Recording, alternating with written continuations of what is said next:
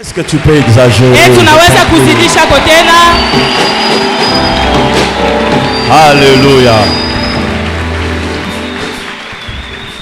Papa, merci d'accepter l'invitation. Merci encore une fois de plus. Sans pour autant vous prendre beaucoup de temps pendant ce temps qu'il a avec son interprète. Je crois qu'il est déjà là.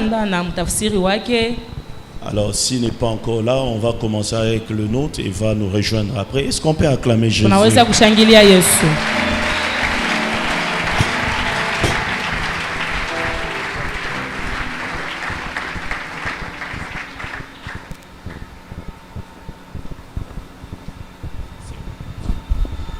Nous allons prier. Taomba. Mungu Baba, mina kuachia makutano yemo mikono yako. Wewe njoo bakufia kumsalaba. Pale ulianza kumwanga damu yako. Sikukuu wako. Hakukwe muntu. Hakuna hata muntu mwari kusaidia mu mateso ya kubamba babatwa.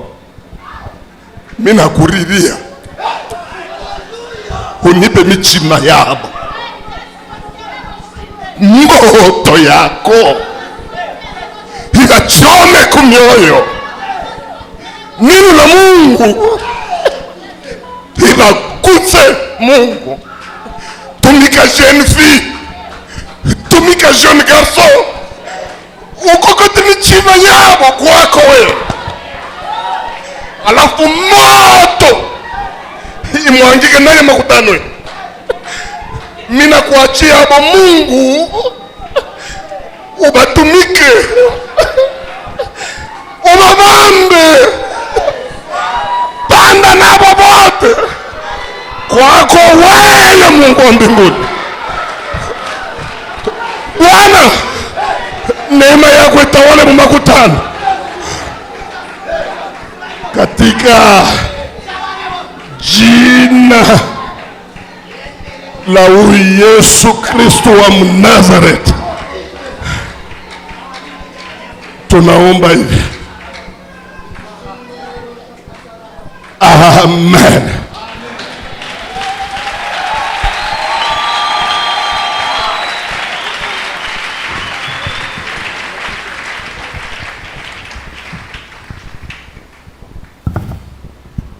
Vous allez m'excuser vraiment. J'ai besoin de l'aide. Vous allez souffrir, hein?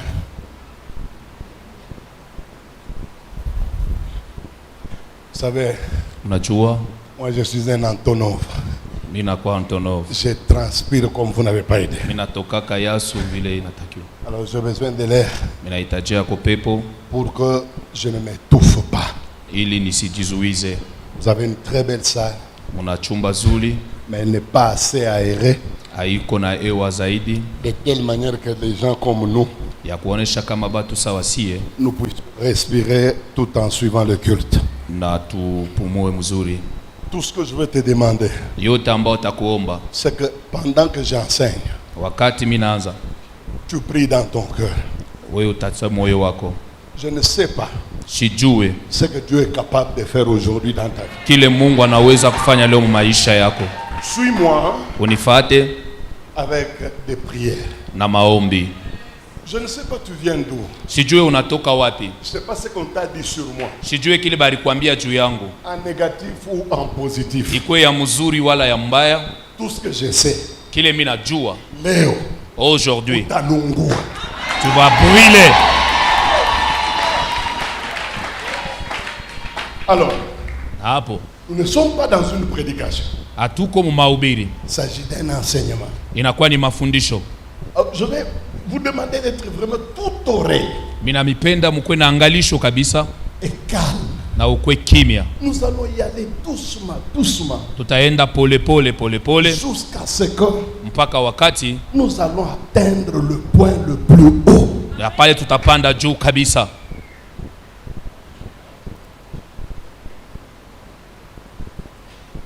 Ce soir, magharibi ya leo, je voudrais te faire voir. Minapenda nikuoneshe une toute petite chose kakintu kamoya kadoko kabisa capable de t'arrêter yenye na uwezaji ya kukushimamisha afin que tu ne voies pas ili usione des choses nouvelles dans ta vie. vitu vya zamani wa maisha yako. Ne croyez pas que le diable a besoin de beaucoup de choses Usizanie kama shetani anahitajia vitu vya mingi pour te compliquer. ili akuvurushe. Il n'en a pas besoin. Haitajie ile. Parfois, il s'arrête uniquement à un seul point. Na mara nyingine anashimamaka tu pa nukta moja Il te coule. na pala anapiga. Il te coule, il t'arrête et tu es incapable d'avancer. Na anakushimamisha pala hauna uwezaji tena kuendelea. Et la chose en question, Na ile kitu nous allons la trouver na tutayapata dans l'histoire d'un homme. muhadisi ya mtu moya. Un homme que vous connaissez tous. Mtu ambao mnajua nyinyi wote.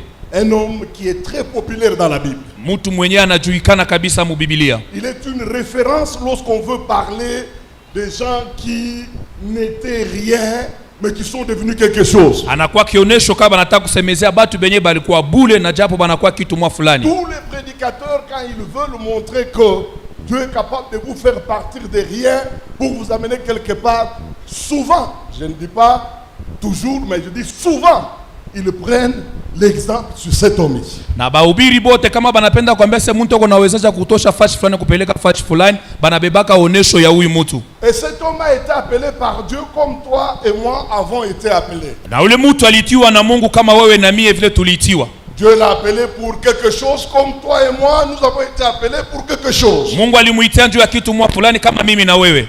J'ai toujours entendu cette phrase dans l'église. Minashikiaka paka hii misemo mkanisa. Kama tu Mungu anasema kintu ase ni kyako bipande bishuke, c'est pas vrai. Si Dieu a dit la chose t'appartient, c'est à toi même s'il y a de contre-choses.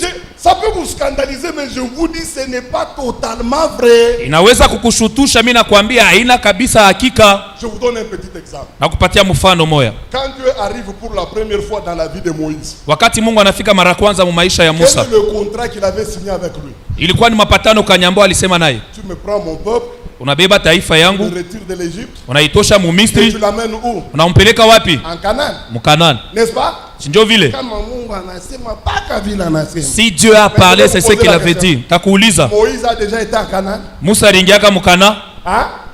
Mais pourtant Mungu alisema. Et pourtant que Dieu avait parlé. Donc vous comprenez que vous pouvez être freiné par des petites choses, quelle que soit l'onction qui est sur vous. Unaweza kuzuiza na tubitu tuloko ingawa upako ambayo inakuwa juu yako. Illustration, allons dans la Bible. Twende mu Biblia. Nous sommes dans Juge chapitre 6.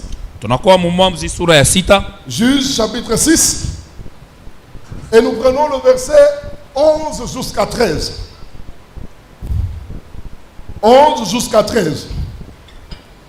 Moi, je n'ai pas l'habitude de lire quand j'enseigne. S'il y a un bon lecteur, quelqu'un qui n'a pas peur, qui a l'habitude de lire la Bible à haute voix, qu'il m'aide, s'il vous plaît.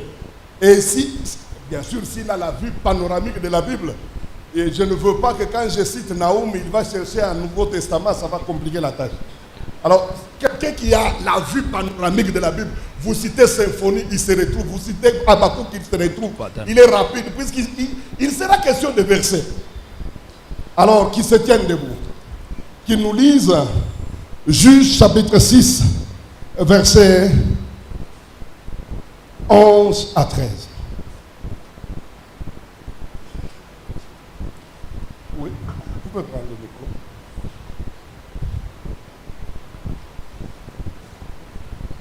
N'y a-t-il pas un troisième micro qu'on peut affecter au lecteur durant tout l'enseignement, s'il y en a? Je ne sais pas comment les choses sont organisées, mais les techniciens, si vous êtes prêts à le faire, vous pouvez nous aider.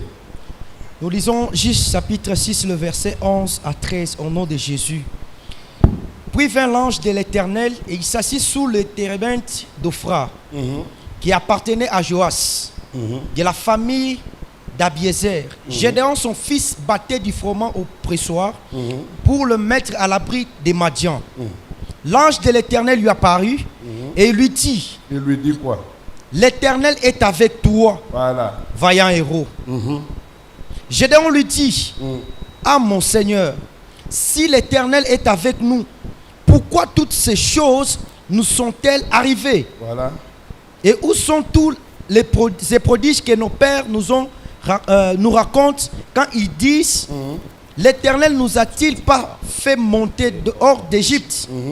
Maintenant l'Éternel nous abandonne et il nous livre entre les mains des Madiantes. Oui, qu'est-ce que Dieu va lui dire? L'Éternel se tourna vers lui et dit, va avec cette force que tu as et délivre Israël de la main des Madians. N'est-ce pas moi qui t'envoie? Amen. Amen.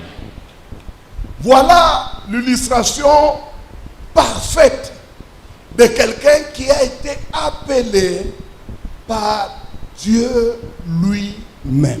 Tazameni kionesho kamilifu ya mtu ambaye alitiwa na Mungu mwenyewe. Moi, Dieu ne m'a jamais apparu comme il l'a fait avec Gédéon. Mie Mungu akunyonekanikiaka kama vile alifanya na Gideoni. Moi, pour que Dieu m'apparaisse, Mie njo Mungu anyonekanikie, il a utilisé un prédicateur de l'évangile. alitumia munenaji wa habari njema. C'est ce prédicateur-là Ni ule munenaji qui a touché mon cœur avec son évangile. aligusa moyo wangu na injili yake, Et j'ai répondu à l'appel de Dieu. na mimi niliitika kumuito wa Mungu. Toute la différence avec Gédéon.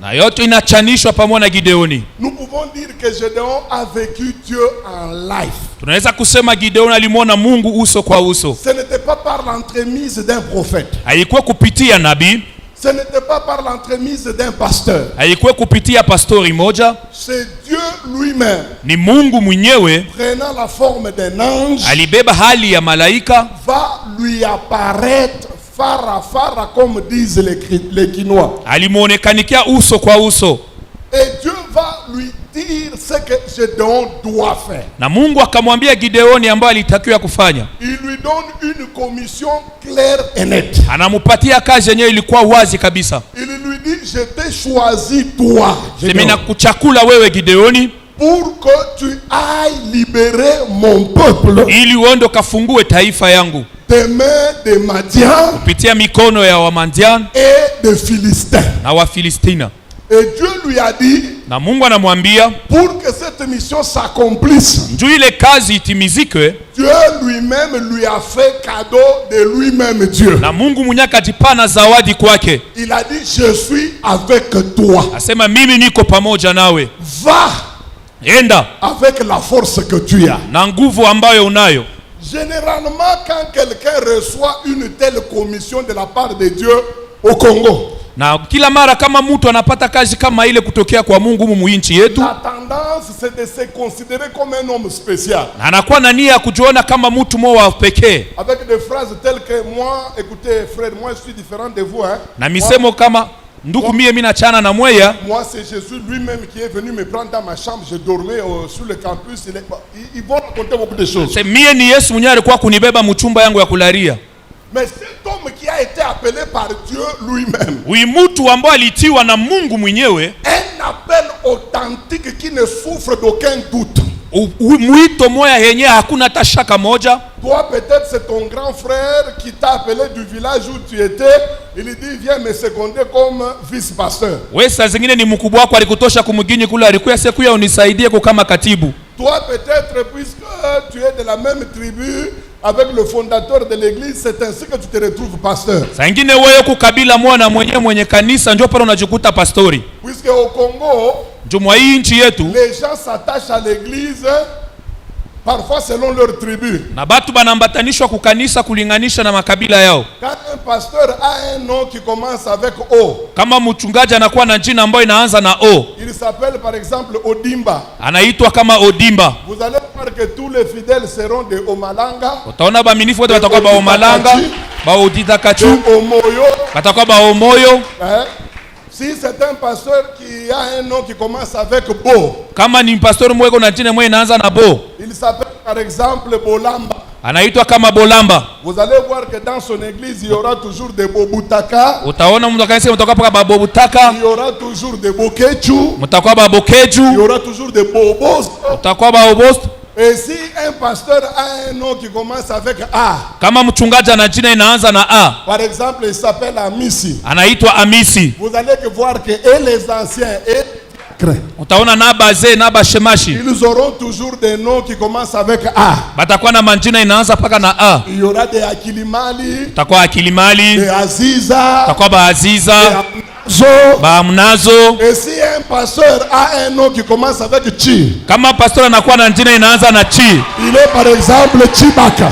takuwa ba Chikama, Dans l'église, il y aura toujours des Chimbalanga, takuwa ba Chimbalanga, des Chiswaka. de Chiswaka, ba Chiswaka. Vous pensez que tous ces gens-là, c'est Dieu qui les a appelés? Mnazania se bale batu ni Mungu ndio anabaita? C'est le Chi et le O qui les a appelés. Ni machi na mao ndio ilibaita. Ils peuvent penser que Banaweza kuzania kama ils sont dans le ministère. beko muhuduma, Mais en réalité, ils sont dans les Bobutaka. mukweli beko mubobutaka, beko mubile. C'est comme ça au Congo. Ndio vile mkuichi kanisa yako kwetu. Mais celui-ci, Na japo il huyu n'a pas été appelé par le O et le Chi. abakumuite kwa O na Chi. Lui, c'est le Dieu lui-même, le Dieu de la Bible. Ye ni Mungu wa Biblia ndio alimuita mwenyewe. Et puis, il avait même douté de cet appel-là. Na japo alishakia tena hii mwito. Mais Dieu lui a prouvé en lui donnant même des signes Na Mungu alimhakikisha kumpatia na maalama. pour lui montrer que c'est moi qui t'ai appelé. Juu ya kumwambia kama ni mimi ndio mimi nakuita. Maintenant, alors qu'il s'est préparé Na japo wakati alikuwa anajitayarisha à entrer dans la mission, aingie mkazi à exercer le ministère, ya kutumikisha huduma, à faire ce que Dieu lui a demandé de faire, juu ya kufanya kenye Mungu alimuomba afanye, la même nuit, ile busiku moya moya, la même nuit où il a eu l'appel, siku moya moya alipata mwito, Dieu va revenir encore. na Mungu atarudia tena. Cette fois-là, il va s'amener avec un discours un peu drôle. Na pale atakuwa na misemo moya ya kuvurushwa. C'est au verset 25. Inakuwa ni ku verset 25. Qu'est-ce que Dieu va lui dire? Na Mungu atamwambia nini? Mon frère, tu peux lire. Unaweza kusoma. Verset 25. La Bible dit, dans la même nuit, Dans la même nuit, l'Éternel dit à Gédéon, prends les jeunes taureaux de ton père et un second taureau de 7 ans, fais quoi? renverse l'autel de Baal qui est à ton père Renverse l'autel de Baal qui est à ton père et puis fais quoi? et abat le pied sacré qui est dessus. Mes amis, suivez-moi. Banduku munifate. C'est Dieu qui lui a dit d'entrer dans la mission. Ni Mungu ndio alimwambia enda kazini. C'est Dieu qui lui a donné le nécessaire pour la mission. Na Mungu alimupatia bifaa juu ya kazi. C'est Dieu qui lui a donné toutes les garanties possibles pour le qualifier dans cette mission-là. Na ni Mungu ndio alimupatia mauwezaji ambayo inaweza kumsaidia mwa ile kazi. Alors que le garçon se prépare à entamer le ministère, Na japo kiona najiandaa ndio kuanzisha kazi, le Seigneur revient encore. na Bwana anarudia tena. Et il lui dit ça. Anamwambia hivi. Prends garde, prends garde, prends garde. Keba ange, keba ange, keba hange. Je reconnais que c'est moi qui t'ai dit d'aller libérer le peuple. Minatambua kama ni mimi ndio nilikwambia enda ukafungue taifa. Je reconnais que c'est moi qui ai fait de toi un libérateur. Na mimi ndio natambua kama nilikufanya ukuwe mkombozi. Mais avant Kabla yote d'entrer dans cette mission, ya kuingia mwa ile kazi, aie soin de faire quelque chose. ujilinde kufanya kitu kimoya. Va dans la maison de ton père. Enda munyumba ya baba yako. Renverse Angusha l'autel mazabao qui appartient yenye inakuwa à ton père. kwa baba yako. Alors là, Na pale je me suis posé une question. nikajiuliza, Qu'est-ce que Gédéon nini Gideoni avait à voir avec cette histoire d'autel? ni nini ilimwambatanisha Gideoni na ile mambo ya mazabao? Pourquoi Dieu lui demande, Juu ya nini Mungu anamuomba avant qu'il n'aille dans le ministère, kabla aingie mubutumishi, avant qu'il ne s'engage dans la mission, kabla ajitowe mukazi, qu'il commence au préalable par renverser l'autel qui appartient à son père? aanze mbele mkuangusha mazabao ambayo ilikuwa ya baba yake. Nous ne sommes pas des robots. Si hatuna barobo. Dieu le sait très bien. Mungu anaijua vizuri. Il nous a dotés de l'intelligence. Alitupatia akili. Et nous avons la capacité de réfléchir. Tunakuwa na uwezaji ya kufikiria. Ce n'est pas puisqu'il parle haiko tu ndio anasema que nous ne pouvons pas raisonner. ndio hatuweza kufikiria. Il est notre Dieu, oui. Anakuwa Mungu wetu, ndio. Posons-nous la question. Hebu tujiswali kwanza. Pourquoi Dieu demande à Gédéon? Juu ya nini Mungu anamuomba Gideoni Au préalable, avant qu'il commence le ministère, kabla anze kazi ya butumishi, il lui demande d'abord de renverser l'autel. anamulomba mbele angushe mazabao. Premièrement, ça n'a jamais été Gédéon qui avait érigé cet autel. Haiko Gideoni ambaye alitunga ile mazabao. D'abord, Dieu lui-même reconnaît dans sa bouche que c'est un autel qui appartient à son père. Na Mungu mwenyewe anatambua kama ilikuwa mazabao ya baba yake ya Gideoni. Quand son père mettait cet autel, Gédéon n'était même pas né. Wakati baba yake anaanza kuwanya ile mazabao, baba Gideoni akuzalikwa. Puisqu'il était le plus petit de la famille. Asa alikuwa mtoto kidogo wa mjamaa. Il a grandi, il a trouvé cet autel dans la maison. Alikomala na nakuta ile mazabao nyumbani. Il n'a jamais connu l'histoire de cet autel. Hayachuaka kama historia ya ile mazabao. Il n'a pas contribué ni de près ni de loin à l'érection de cet autel. Hakusaidie kwa karibu wala kwa mbali kukutungiwa kwa ile zabao. Dieu lui-même reconnaît que c'est un autel qui appartient à ton père. Na Mungu mwenyewe anatambua kama ni mazabao ambayo inakuwa ya baba yako. Son père c'est son père. Baba yake ni baba yake. Celui-ci c'est Gédéon. Na huyu ni Gideoni. Qu'est-ce que Gédéon a à voir Ni nini Gideoni anaweza kuwa nayo avec un autel construit par un autre? na mazabao ambayo ilitungiwa na mtu mwingine? Dans quelle intention Gédéon ne connaît pas? Mumawazo gani Gideoni hakujua? Pour quelle raison Gédéon ne connaît Kwa pas? sababu kani Gideoni hajue. Quand est-ce que ça avait été érigé? Il ne connaît pas. Ni wakati gani ambayo ilitungiwa ajue. Seulement Dieu le rend responsable Na pale Mungu anamuona kama ni yeye de la destruction de cet autel. ndio anaweza kubomoa ile mazabao. Comment je peux détruire un autel Je mimi naweza kubomoa mazabao que je n'ai jamais construit, ambayo mimi sikujenga, que je n'ai jamais, peut-être, je n'ai même pas participé à une quelconque réunion pour ériger cet autel. ambayo sikukuwa hata kumkusanyiko mmoja njoo ya kujenga ile mazabao. Je ne connais pas. Sijui, Mais Dieu lui demande. lakini Mungu anamuomba Il dit pour que tu réussisses ta mission, juu wewe uweze kazi yako, pour que ton ministère juu huduma yako ne souffre pas, isiteseke, pour que ton ministère juu huduma yako ne connaisse pas un échec, isipate kushinda, commence par renverser aanza mbele mkuangusha l'autel mazabao qui appartient à ton père. yenye inakuwa ya baba yako. Alors, la question que je me suis posée, moi, Esdras, Na hapo swali ambayo nilijiuliza mimi Esdras, quand je lisais ici, wakati nilikuwa nasoma hapa, je me suis posé la question, pour quelle raison? nilijiuliza sababu gani? Vous pensez que Dieu peut faire quelque chose pour faire? Mnawazania kama mtu anaweza kufanya kitu njuu ya kawaida tu njuu ya kufanya? Jamais. Kamwe. S'il a demandé à Gédéon Kama alimuomba Gideoni de renverser l'autel, ya kuangusha mazabao, c'est qu'il y avait 1001 raisons pour le faire. lakini kulikuwa masababu mingi njuu ya kuyafanya. Je sais que Najua kama il y a 40 ans, kunakuwa miaka 40 je ne pouvais pas vous prêcher ce que je prêche aujourd'hui. sikuweza kumihubiri ambayo mimi nataka kumihubiri leo. Puisque dans l'église où je suis entré, Juu mkanisa mwenyewe niliingia, on m'avait dit que baliniambia kama un tel enseignement, mafundisho kama hii c'est du feu étranger. inakuwa ni moto ya kigeni. Alors je ne considérais pas le combat spirituel. Na mimi sikuwa natazamia hata bukomvi wa kiroho. Chaque fois que quelqu'un s'amenait avec un enseignement, délivrance, tout ça, moi je le trouvais très démoniaque. Wakati mtu anakuwa na mafundisho ya ufungulivu buko ni mwana sewa kindemona. Pourquoi? Njuu ya nini? Puisque dans l'église où j'ai rencontré Christ, Njoo ni mkanisa kwenye nilikutana na Kristo, ces enseignements ne faisaient pas partie. hii mafundisho haikukuwako. Maintenant je me suis posé la question, Na hapo nikajiuliza, quand bien même mon église ne croit pas dans ces choses, ingawa kanisa yangu hayaminie hii mambo, mais moi je me suis posé la question. na mimi nikajiuliza, Il y a quand même un ordre dans la Bible. L'ordre dit renverser l'autel. Kuna Ça, c'est dans la shurti. Bible.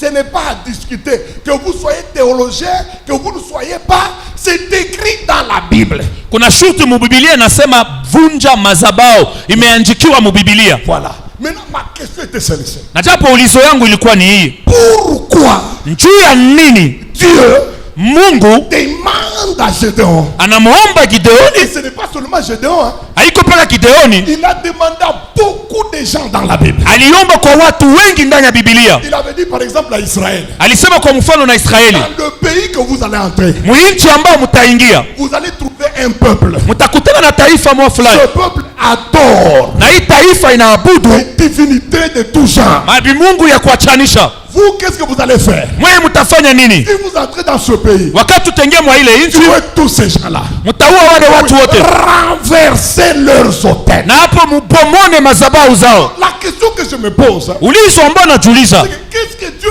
voyait dans ces hôtels? ni nini Mungu alikuwa anaona mwa ile mazabao? Comment un Dieu tout-puissant, Je, Mungu mwenye uwezo, un Dieu qui a tout, Mungu mwenye anakuwa na vyote, mais il demande d'abord à Gédéon, anamuomba kwanza il Gideoni, dit si tu veux vivre ma main, kama unapenda kuishi mkono wangu, commence par renverser les hôtels. anza mbele kuangusha mazabao. Je me pose la question, Mimi najiuliza, Dieu avait-il peur des hôtels? Mungu alikuwa na boka ya mazabao? Qu'est-ce que les hôtels font à Dieu? Ni nini mazabao inamfanya Mungu? J'aimerais vous dire ceci, Napenda kukwambia hivi, les hôtels ne font rien à Dieu et ne peuvent rien faire. mazabao haifanye kitu na iweza kufanya kitu kwa Mungu. Mais seulement, Na japo tu les hôtels ont des problèmes mazabao ina mambo dans la vie des hommes qui les érigent. mu maisha ya batu ambao banainua. Du côté de Dieu, Kungambo ya Mungu aucun hôtel ne peut faire trembler Dieu.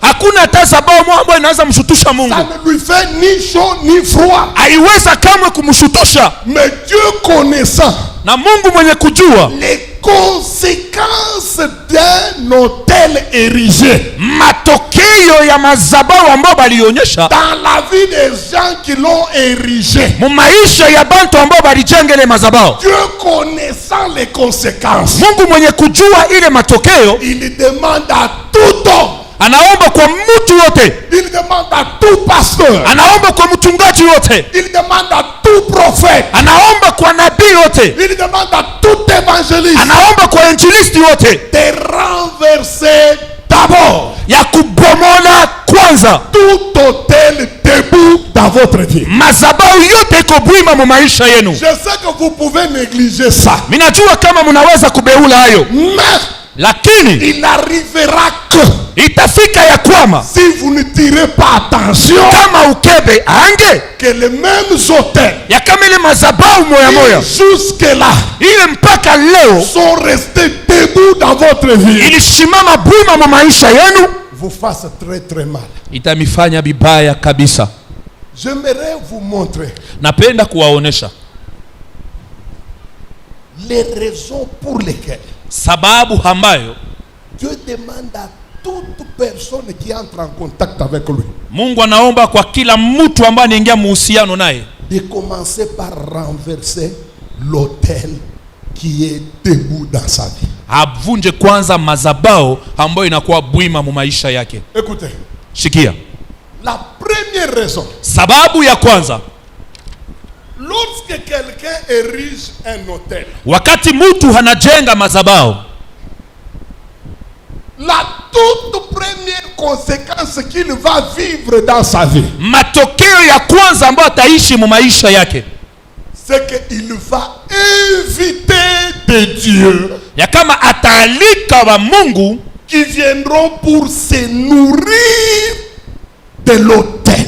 batakuya njuu ya kula pa mazabao.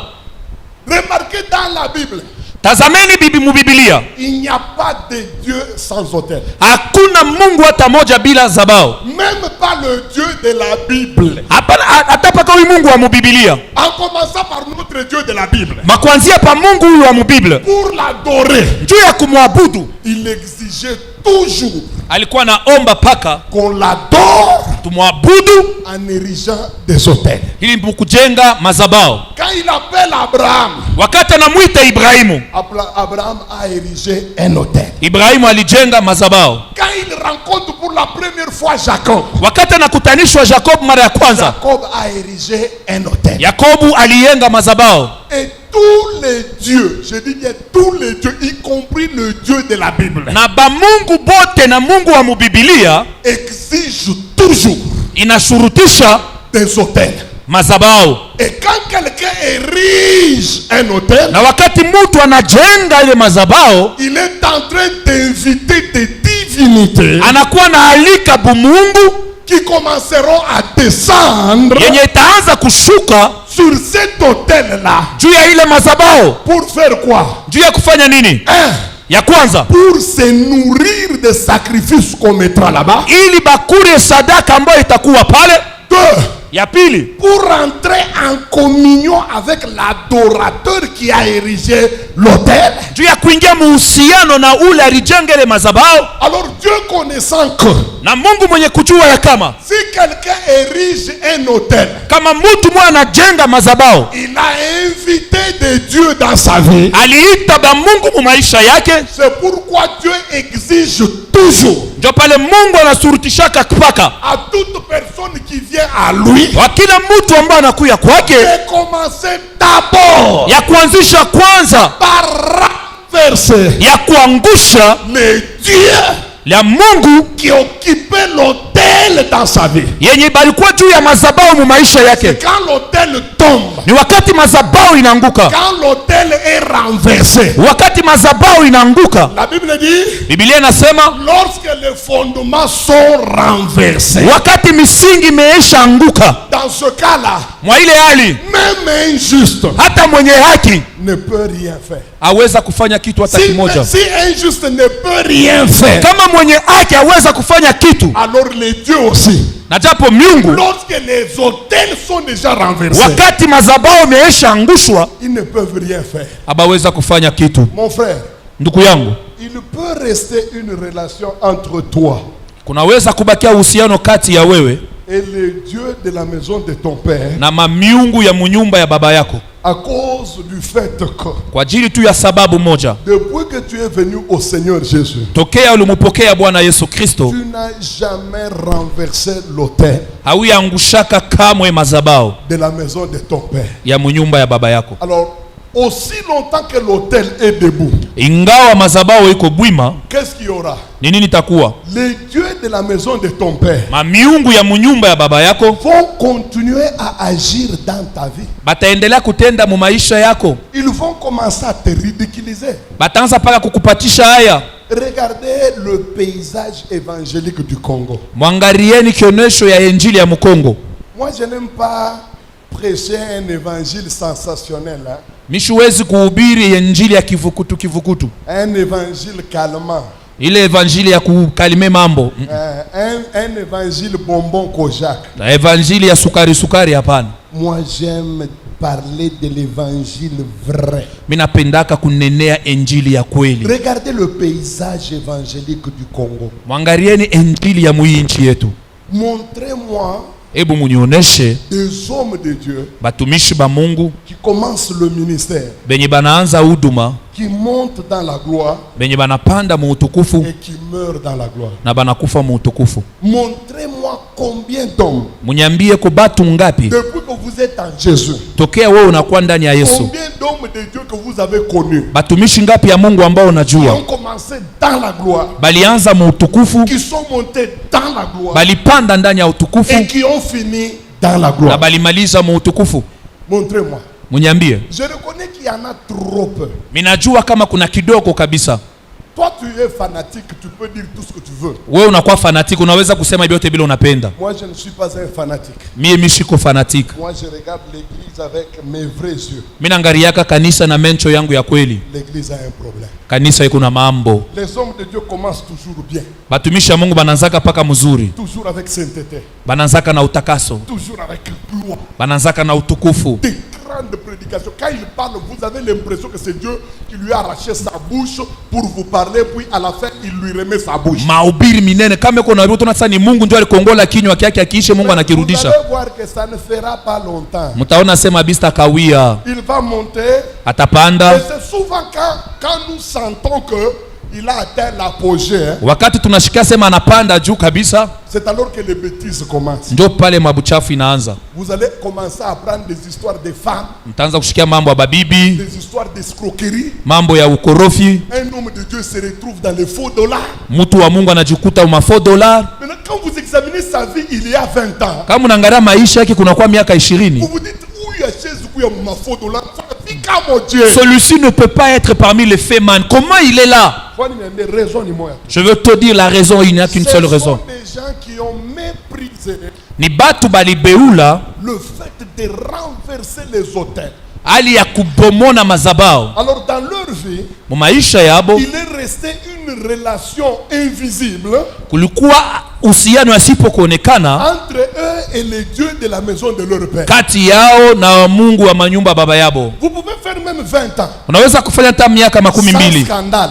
bila ole. Vous pouvez même prétendre que vous êtes délivré. Mnaweza kuwa nataka unesha funguliwa. Mais je vais vous dire la vérité. Takwambia ukweli. Tant que vous n'avez jamais renversé les autels au vrai sens du mot, Kama auyabomona mazabao vile natakiwa, les dieux de la maison de votre père là, ba miungu ya munyumba baba qui yenu connaissent bien qu'il y a un autel debout sur lequel nous pouvons descendre et agir. banajua kama kuko mazabao ambayo tunaweza kushuka na kutenda, Même si ce n'est pas vous qui l'avez érigé, hata kama haina wewe ndio uliiyenga, mais c'était votre père qui l'avait érigé. si baba yako ndio aliiyenga. Mais n'oubliez pas, Usisabu. la Bible dit que Biblia inasema kama Lévi a payé la dîme à Melchisedec. na Levi alilipa chekumi kwa Melchisedek. Or, quand vous prenez l'époque Na wakama mnabeba wakati où Melchisedec a vécu kwenye Melchisedek aliishi et l'époque de Lévi, na wakati ya Levi, on ne peut pas accepter ce que la Bible nous dit. hatuweza kukubalia ambayo Biblia inasema. Puisque Lévi est un arrière petit-fils d'Abraham. Na Levi alikuwa mtoto wake mkana yake ya Ibrahimu. Il ne pouvait pas payer la dîme à Melchisedec. Hakuweza kulipa chekumi kwa Melchisedek. Et la Bible nous montre comment il a payé. Na Biblia inatuonesha jinsi gani alilipa. La Bible dit, Biblia inasema il était dans les reins d'Abraham alikuwa mkifuo kia Abraham quand Abraham est allé payer la dîme. wakati Ibrahimu alienda kulipa chekumi. Est-ce que vous savez que quand votre grand-père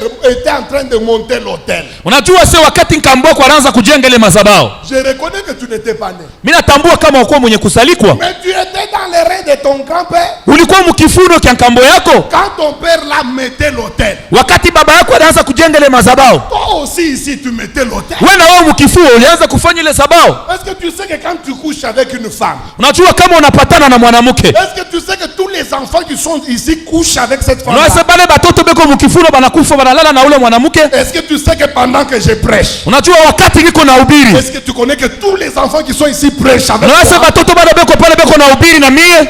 C'est pourquoi dans ma vie je ne ferai jamais de prostituée. Ndio mie mu maisha yangu sitaendaka kubakaba. Je ne mettrai jamais au monde un momelimbangi. Sitazalaka kamwe mufutariamba. Puisque mes enfants prient avant de naître. Juu batoto yangu beko naomba kabla ya kuzalikwa. Ils jeûnent avant de naître. Beko nafunga chakula kabla ya kuzalikwa. Ils ont l'habitude de prophétiser alors qu'ils ne sont pas encore dans le monde. Balijifunza kutabiri na japo bako benye kuzalikwa. Ils font toutes ces choses où? Beko nafanya vile vitu wapi? Dans mon sein. Mukifua kyangu. Quand je me sanctifie, Kama najitakasa toutes les jeunes filles qui sont ici se sanctifient. na batoto wangu pote banajitakasa. Quand je crains les femmes d'autrui, Wakati mimi naogopa mabibi wa les benyewe. personnes qui sont ici craignent les femmes d'autrui. Na biana vyote biko mbinaogopa mabibi wa benyewe. C'est pourquoi il est impossible Ndio maana haiwezi kuwezekana que moi je mette au monde un kuluna. mimi nizale kuluna. Il viendra d'où? Inatokea wapi? Puisque dans mon sein, Wakati kifuo ils apprennent à faire ce que moi leur père je fais. beko nafunda kufanya vile baba yao wako nafanya. Pasteur, C'est pourquoi quand tu es un homme de Dieu, apôtre, si tu es un apôtre, soyez des vrais apôtres. apôtre bwa wakuchezea manyumba abantu nekuru apôtre kazi ni paka kupompa mimba pompaka mimba. Angalia unamchezea Mungu wewe, unacheza. Mimi nakwambia kama watu wanakongopaka ni babumbafu, mimi nakwambia sasa unacheza. Come on. Come on. Prophète des nations, prophète des nations. Nabii wa mataifa, nabii wa mataifa. Bibi yako mwenyewe haichika bu prophète wako paka ma nation. Ta femme n'a pas encore accepté que tu es prophète. Seulement les nations.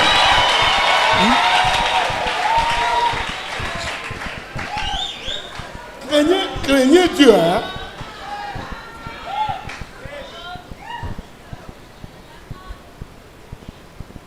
Kanisa ni kwa kwetu Mungu wetu.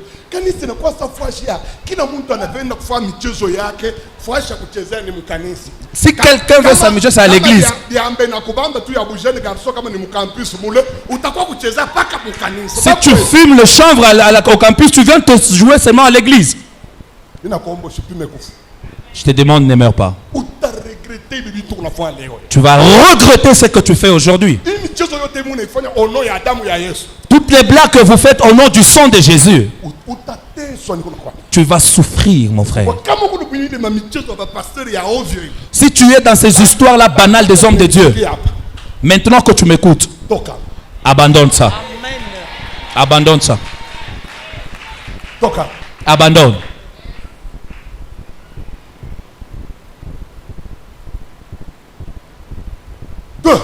Il y a pile.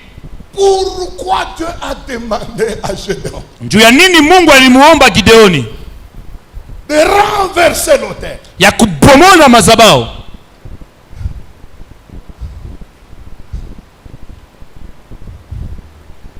C'est puisque l'autel ni njuu mazabao a l'habitude de parler et de crier. Inakuwa na uwezo ya kusema na kulalamika. Retenez-le. Mushike ya kwamba je n'enseigne jamais un enseignement qui n'est pas dans la Bible. Jamais. Mishubiri yake kamwe mafundisho.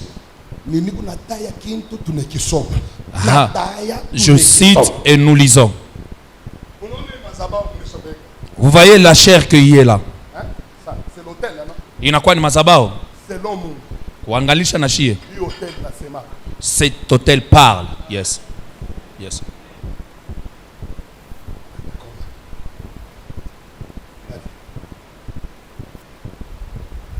Les gens étaient en train de faire des offrandes. Batu balikuwa naweka masadaka. Jésus se tient debout là où il était. Na Yesu anatoka pale alikuwa ashakikala anakaribia. Il commence à regarder comment les gens mettaient l'offrande. Anaanza ça pour être tout près. Anaanza kuangalia vile batu balianza kuweka sadaka. La Bible dit qu'il regardait comment les gens. Biblia inasema alianza kuangalia vile batu balianza kuweka. Batu banaweka. Banaweka. Banaweka. Banaweka. À la fin, kumwisho Jésus-Christ fait une sorte de proclamation. Na Yesu anaanza kutangaza. Il dit, anasema de tous les gens ici qui ont donné des offrandes ici à l'autel, batu bote ambao baleta masadaka yabo kwa hii mimbari, il n'y a que cette femme kunakuwa mpaka huyu mama qui a donné plus que tout le monde. Alileta zaidi ya batu bote. Comment est-ce que Jésus a su? Ndiye gisi gani Yesu alijua cette femme avait donné tout. Ya kama ule mwanamke alileta yote. L'autel parle. Mazabao inasemaka. Écoutez comment l'autel a parlé. Mshike gisi gani mazabao ilisema. Ya kwanza, l'autel a informé Jésus. Na mazabao ilimujulisha Yesu à travers le sacrifice qui était là sur l'autel. Kupitia sadaka ambayo ilikuwa pa mazabao. L'autel a donné l'identité de la femme. Na mazabao ilileta kitambulisho cha ule mama. L'autel a informé que c'était une pauvre d'abord. Na mazabao ilimwambia kama ni maskini. L'autel a parlé en disant que c'est une veuve. Na mazabao ilisema kama ni mjane. 3. Ya tatu, l'autel a donné l'information que c'est tout ce qu'elle avait. Na mazabao ileta habari ya kusema njoo yote ambayo alikuwa nayo. Jésus a été informé. Na Yesu alipata ile habari par l'autel. Kupitia nini? Mazabao. Pour ça tu peux dire mais pasteur, ça peut être ta manière de comprendre la Bible. Unaweza kuisoma hii inalinganisha na namna yako ya kuelewa Biblia. Je conseille. Naichikia. Mishikatale. Maintenant allons dans la Bible. Lapo twende mu Biblia. Voir l'exemple palpable d'un hôtel qui parle. Njoo ya kona kionesho ambayo ya mazabao ambayo inakuwa nasema. Apocalypse 14. Verset. Non, commençons d'abord avec Apocalypse 8. 8. Verset 2 à 5. Et puis vous écrivez hein, pour des raisons de documentation. Njoo ya kuyua kuandika. Apocalypse 14 verset 18. Allons-y. Apocalypse chapitre 8, le verset 2. Et j'ai vu les 7 anges qui se tiennent devant Dieu. Et 7 trompettes leur furent données. Un autre ange vint. Et il s'était sur l'autel. Un autre ange vint. Un autre ange descendit. Il descendit où utaona atashukia ni kwa hotel. Bakwetu kuenga hotel ni kuita miungu. Amen. Mtu tanisha kotolaka tu kuenga hotel. Uriita miungu. Au sikie. Ça c'est Jean qui parle. Il dit un autre ange descendit. Mais shukashukia kwa ta mustadi ya Lupopo au ya Mazembe. Anaenda kushukia wapi? Kwa hotel. Puisque miungu yote nekalaka en relation na hotel yabo. Come on. Maintenant ange anashuka kwa hotel. Mushike kwa hotel bintu bitatoka. Et notre ange vint et s'éteint sur l'autel, ayant un ascensoir d'or. On lui donna beaucoup de parfums, afin qu'il les offrit, avec des pierres de tout le saint, sur l'autel d'or qui est devant le trône. La fumée des parfums monta, avec des pierres de saint, de la main de l'ange devant Dieu. Et l'ange prit l'ascensoir, le remplit du feu de l'autel, et le jeta sur la terre. Et il y eut des voix de tonnerre. Il y eut des voix. Ces voix sortaient d'où? Pourquoi il faut renverser les autels? Puisque chaque autel a l'habitude de parler. Et même de crier. Si vous lisez dans Apocalypse 14, Jean dit, j'entendis derrière l'autel des voix et des cris. L'autel parle. L'autel crie. Maintenant, il y a deux sortes d'hôtels. Il y a les hôtels de Dieu de la Bible. Eux aussi parlent. Mais ils parlent bien. Et ils parlent en bien. Mais il y a des hôtels démoniaques. Les hôtels démoniaques parlent. Ils crient. Seulement leur cri et leur voix, leur parole, leur, tout ce qu'ils sortent de leur bouche, c'est un mal. Maintenant, quand vous avez construit un hôtel, cet hôtel-là commencera à crier. Cet hôtel-là commencera à parler. Mais il va commencer à parler contre qui? Il va commencer à parler contre les gens qui l'ont érigé, leur famille et l'environnement dans lequel cet hôtel a été érigé. Dans la maison de Gédéon, ce n'est pas tout le monde qui est allé créer cet hôtel. Le responsable numéro 1, c'était Joas, le papa de Gédéon. Je ne sais pas quel est le moustique qu'il avait piqué. Il a érigé cet hôtel-là. À partir du moment où il avait érigé cet hôtel, il avait invité des divinités qu'on appelle les dieux Baal. Ces dieux-là sont descendus dans la maison. Et à partir de ce moment-là, ils sont devenus des dieux de cette maison. Ils avaient le contrôle de la maison. Aucun enfant ne pouvait les échapper. Tout ce qui s'est passé dans cette maison était contrôlé par Baal. Maintenant, quelle est la conséquence?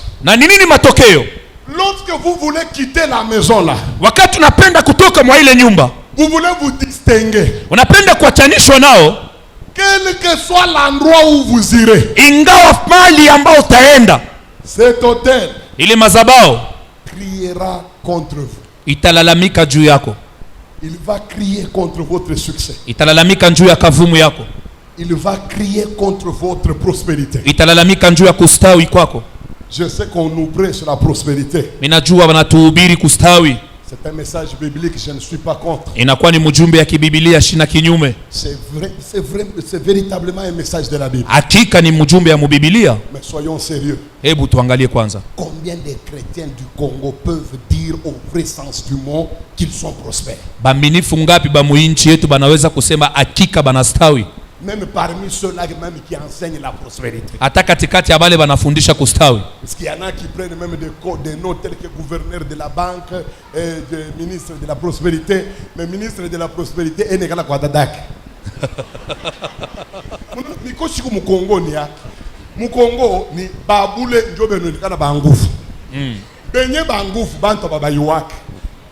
Angada entre batumishi babongo na bakweli. Bali bamfumo mu Lubumbashi mbaya. Babongo beko na ma Mercedes, babongo beko na miotoka, babongo beko na maful, babongo beko na ba autorité, babongo beko télévision kila siku, babi ya kweli beko paka mkumulima, babi ya kweli beko paka na lala na njala, babi ya kweli ni paka lwa mikulu.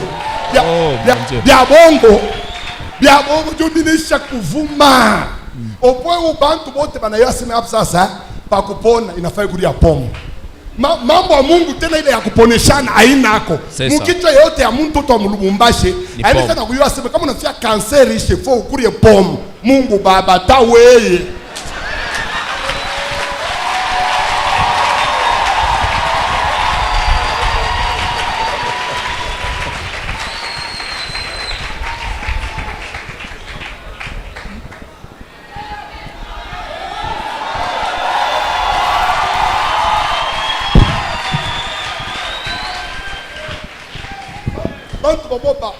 Ovyo bali tulipasha kufunga kinywa. Mbonjo bali natufungisha kinywa shiba ya kweli. Muone mikoshi ile inaingia mkanisa. Pastor ndo wa kweli sana. Leo ndio sawa bule na ba Kristo benye bake na mwita se we unikanaka kwa television. Papa shuna pita kwa tona sema tumamoto 2. Banaanza kukusukuma ukafanya mambo moya ila unatana nayo moro. Mungu ba lakini niko na milaka ipi ya bongo bioto tutebishutula. Amen.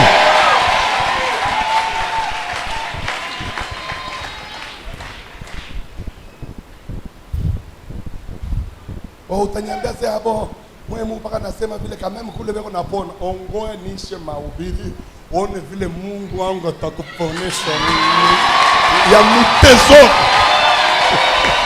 Tabagana habari.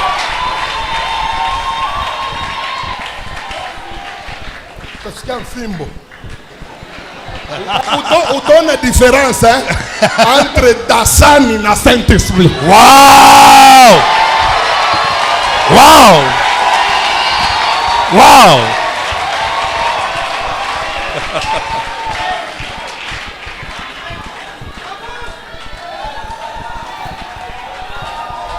Regardez. Mushikie. Tellement que cet hôtel-là na japo ile mazabao avait élu domicile ilikaa mwa ile nyumba dans la famille de Gédéon.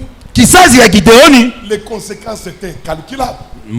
Matokeo yalikuwa mabaya zaidi. Ce n'est pas moi qui le dis. Haiko mie ndio mimi naisema. C'est Gédéon lui-même qui le dit dans sa bouche. Ni Gideoni mwenyewe anaitosha kinwani mwake. Son père était qui? Baba yake alikuwa nani? Le seul prêtre reconnu dans tout Israël, le grand prêtre de Baal, Joas. L'unique, à son époque, il était le seul. Tu veux voir Baal, tu passeras par Joas. Baba yake Gideoni alikuwa padiri mmoja tu wa Baali mwa ile inchi yabo.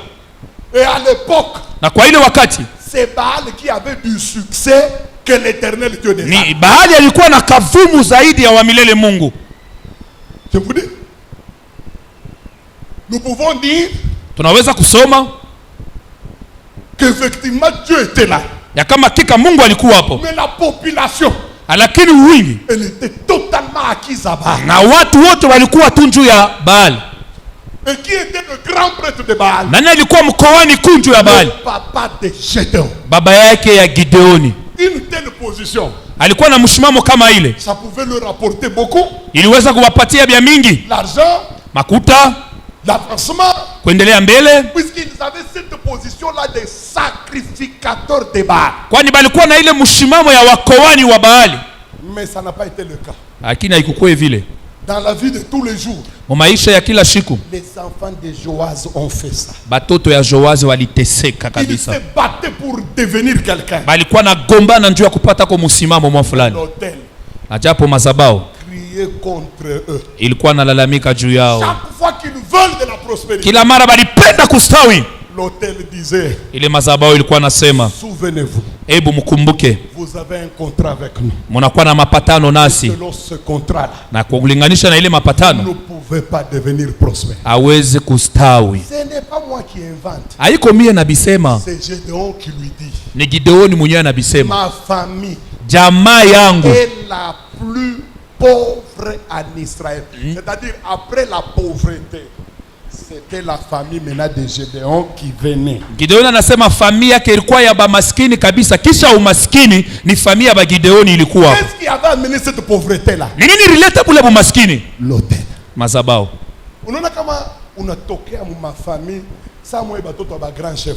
Vous voyez, quand vous venez de famille de chefs coutumiers, Je vais vous dire de faire très attention. tamiambia mkebe yange kabisa. Je ne dis pas que vous ne pouvez pas être sauvé. Misisema muweza kuokolewa. Ça sera anti-biblique. Jésus peut sauver un enfant d'un grand chef. Na Yesu anaweza kuokoa mtu yote. Il peut vous sauver. Anaweza kukokoa. Mais si vous n'éliminez pas Na kama mutoshe les autels de vos pères, mazabao ya baba yenu, vous allez faire ça. utateseka kabisa. J'étais en train de prêcher Nilikuwa nahubiri il y a quelques années kunakuwa miaka kidogo ici à Efata hapa kuefata chez le pasteur Raph. Raf kwa apotre Raf. J'étais au bureau, Nilikuwa kule kwa ofisi, il m'avait donné son bureau alinipatia ofisi yake pour recevoir les gens. ndio ya kupokea watu. Je vois une maman Mimi naona mama moya qui entre. anaingia Au lieu de parler, pale, aye kusema elle a commencé à pleurer. anaanza kulia, Alors le garçon protocole de Efata na ule protokolo wa kuefata qui me l'avait amené, mwenye alimuleta il me dit, papa pasteur, asa, baba mchungaji, mais qu'on a problème moyen nguvu. ils ont un problème trop difficile, Ouba Saïdi. si vous pouvez les aider. Alors je demande à la maman, parle. Namwambia mama useme, Elle pleure. anaria Elle tena avait toute la blouse trempée. na nguo yote ililobana, Elle ne parvenait pas à parler. hakuwa anaweza kusema. Je lui dis, tu m'attends, Sababu nisubiri, je vais recevoir tout le monde. mitapokea batu bote, Et toi, na weye nous allons à Kipushi tutenda na wewe kukipushi, pour que tu me parles. njoo unisemezee. Ils sont descendus à Kipushi. Na bakafika kukipushi, Écoutez ce que cette femme m'a dit. mshikie ambayo yule mama alisema. Elle me dit, pasteur, Asema, mchungaji, j'ai été marié à 15 ans mie balinyowaka na miaka 15 au Kassai. kukasai. J'étais totalement vierge. Mi nilikuwa kabisa bikira, Mon mari m'a épousé, il avait 18 ans. na pale mume wangu alinyoa alikuwa na miaka 18. C'était un véritable puceau. Alikuwa Il n'avait jamais connu de femme. akukwake kama anisha kujua banamuke. Donc pour la première fois que j'ai goûté à un homme, c'était mon mari. Mara ya kwanza ambayo nilionja mwanamke ilikuwa ni mume wangu, Et pour la première fois que mon mari goûtait une femme, c'était moi. na siku ya kwanza ambayo bwana yangu alionja mwanamke ilikuwa ni mie. Et nous nous sommes convertis trop jeunes. Na hapo pasteur. tulileta maisha yetu tukua biana, Déjà à 22 ans, nous étions en Jésus. na hapo ma 22 ans tulikuwa ndani ya Kristo, Nous avons commencé à marcher avec lui. tunaanza kutembea pamoja naye. Nous avons quitté la province où nous nous sommes mariés. Tulitoka kujimbo ambako kule tulioana Nous sommes arrivés au Katanga. na tunafika huku Katanga, Au Katanga, Dieu nous a beaucoup bénis. na huko Mkatanga Mungu alitubariki kabisa. Nous avons ouvert des magasins. Tulifungula maduga Nous avons ouvert pharmacie. na tukafungula mafarmasi. Mais pasteur, ça n'a pas traîné. Mchungaji abikugawie, Toute la joie qu'on avait en Jésus là furaha yote ambayo tulikuwa nayo ndani ya Yesu a disparu. ikapotea. D'abord, Alors ça a commencé comment? Na bilianza je? Une série d'événements noirs. Kulikuwa mambo moya ya mubaya rifatana. Les cris des hôtels Malalamiko ya mazabao vont vous faire souffrir comme vous n'avez pas idée. Itamiteseshwa kama vila muwazia. Imaginez-vous une nuit. Mtazameni bushiku bumoya. Pendant qu'ils dormaient. Wakati balikuwa nalala. Des voleurs vont entrer. Bamwizi wataingia. Et ils vont les séquestrer comme vous n'avez pas idée. Na walibabamba kama vila muweza kuzania. Ils vont les taper toute la nuit. Baribapika bushiku Et bujima. ils vont voler une somme importante d'argent. Na bakabeba makuta moya mingi Je sana. ne me souviens pas, mais je pense qu'elle m'avait parlé de $50,000. Nazania aliniambia kama ilikuwa $50,000. Et ces gens-là sont partis. Na bale batu balienda. Alors le matin, Na busubuhi ils se sont dit, wakasema nous n'allons pas vivre dans cette commune. hatuweza kuishi mwa hii commune. Changeons de commune. Tubadilishe commune. Puisque ici nous sommes comme des produits remarquables. Hapa tunakuwa kama batu benye wanakuwa les wanaonekana. voleurs, tous les gens mal intentionnés là nous voient. Bamwinji bantu bote ba mambaro mbaya beko natuona. Ils changent de commune. Banabadilisha commune. Dans la commune où ils sont arrivés, Commune mwenye balingia ils n'ont fait que 1 mois. balifanya motu mwezi moya. Pendant que toute la maison était bien fermée, Na japo nyumba ilikuwa isha kufungwa vizuri, ils sont allés dormir. banaenda kulala.